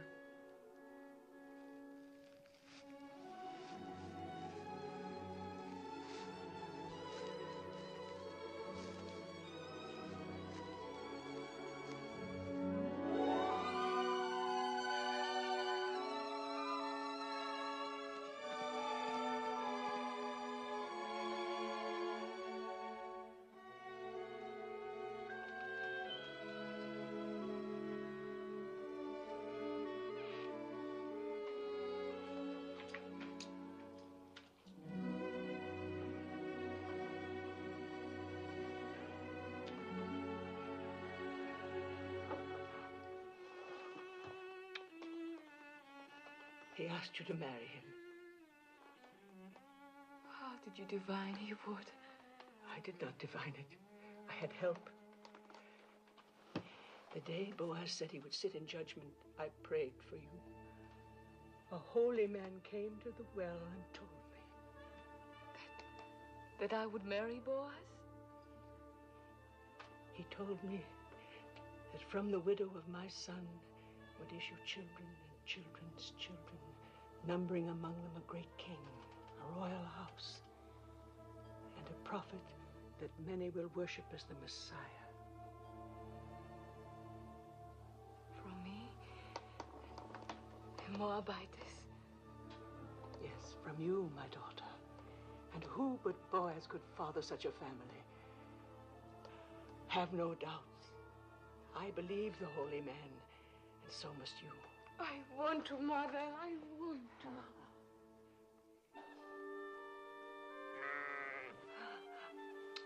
Shoshana will be angry with me. So much happened last night, I forgot about her. May God forgive me. There's a law that no day must pass without milking a full animal, lest it suffer. Is there anything that has not been put to law in Judah? Yes. There's no law that limits a cup from running over. Coming, my little flower, coming. Coming.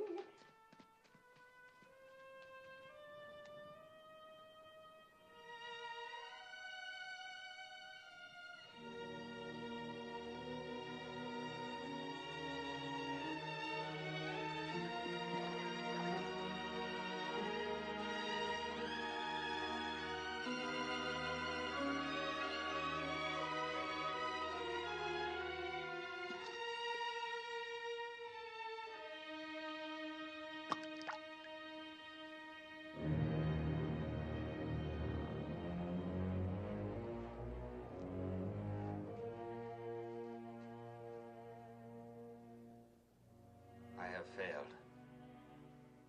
not renounce his claim. I offered him everything I own. Even now, he's announcing your marriage before the elders. No. No, it cannot be. It is. It's the law. The law. All I've heard since I came here is the law. The law. What kind of justice binds a widow to a man she can never love? The law. It is meant to be kind, not harsh. Meant to keep alive the inheritance of the dead. But for that law, I would not be here. My mother was such a widow. I know that's of small comfort to you, Ruth. If only there was some way.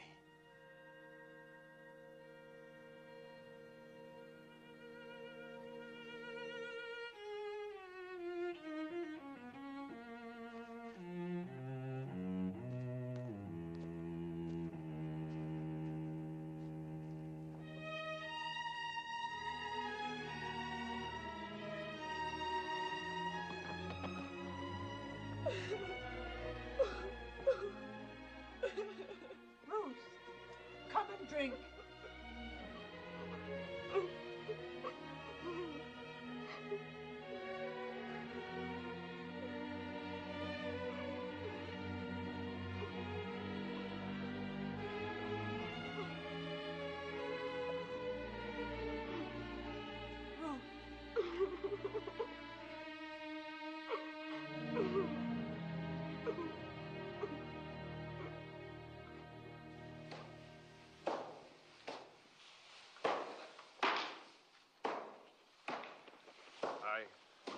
I must leave. My family is going to Tobe's wedding. Go. Aren't you going? No.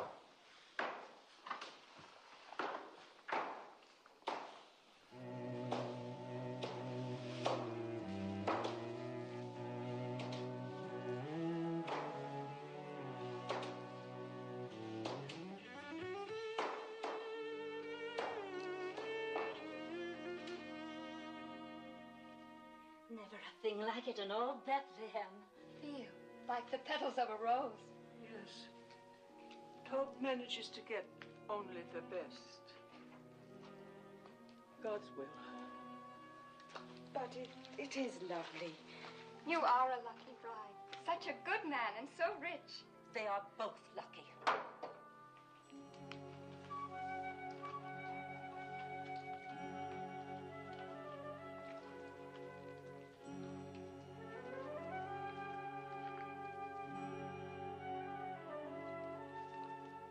Please.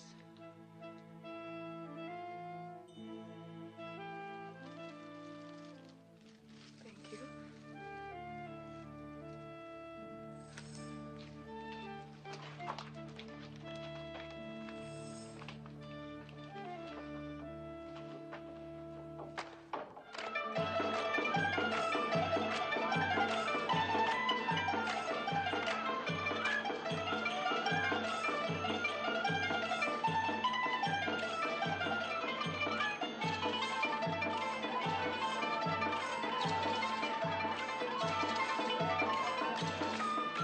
Ah, my kinsman Boaz. I hope I am welcome to.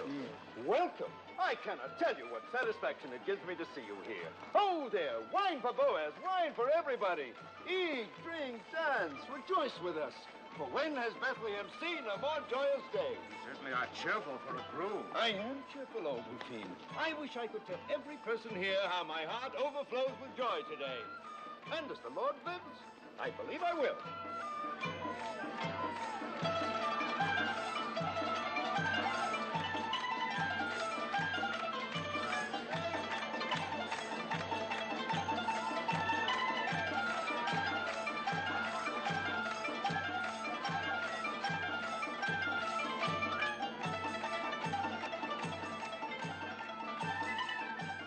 I found these.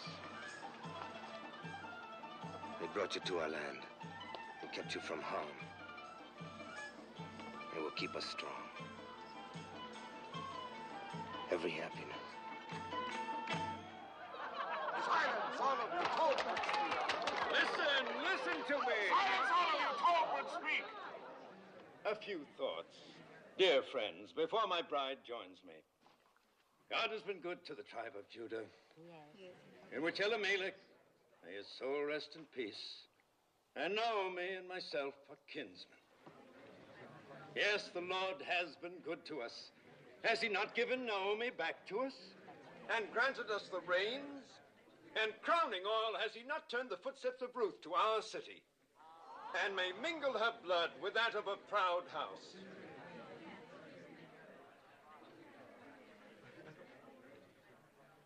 My fair bride and dear Naomi, praise for you both has just been on my lips. Speak, Ruth.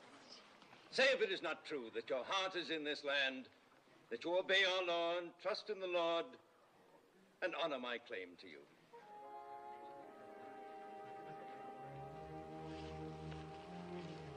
It is true, Tob, that my heart is in this land. It is true that I obey the law, and that my trust is in the Lord. It is true that I honor your claim to me, my honorable kinsman. But it is also true that I do not love you.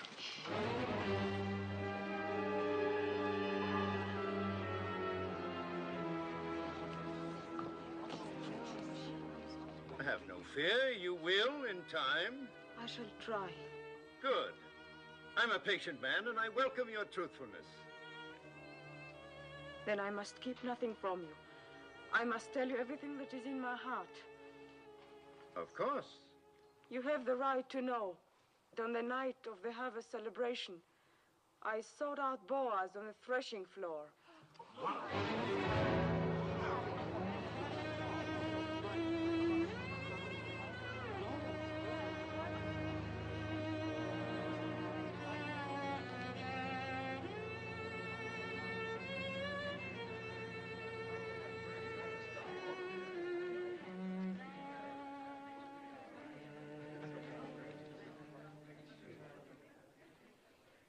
As you say, woman of Moab. I have always upheld the law, and because I intend to keep on doing so, I will permit no wanton to come into my house and bear my name. Then give up your claim to her. According to the custom of our fathers, take off your shoe and give it to me as a sign of renouncement. As next of kin, I will marry her.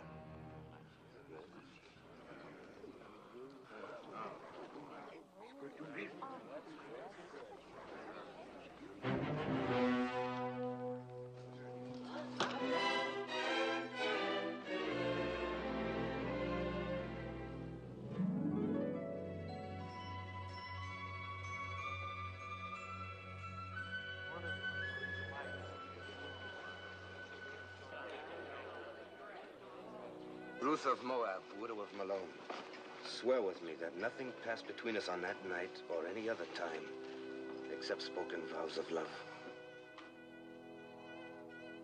By the holy commandments, I swear it.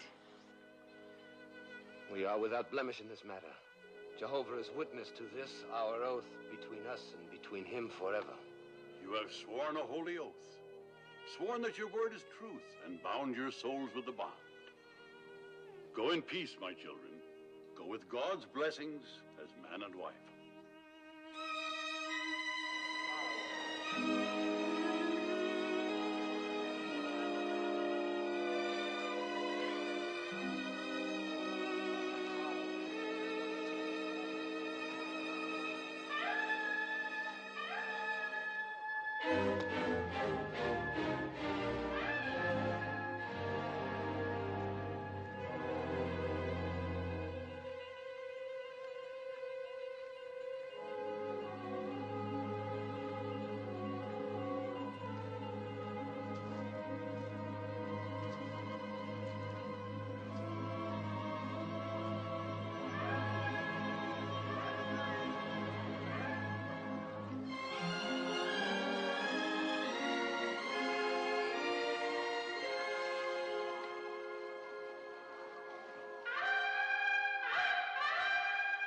So Boaz took Ruth, and she was his wife, and she bore him a son. And Naomi took the child and laid it in her bosom and became nurse unto it. And they called the name of the son Obed, and Obed was the father of Jesse, and Jesse was the father of David, the king.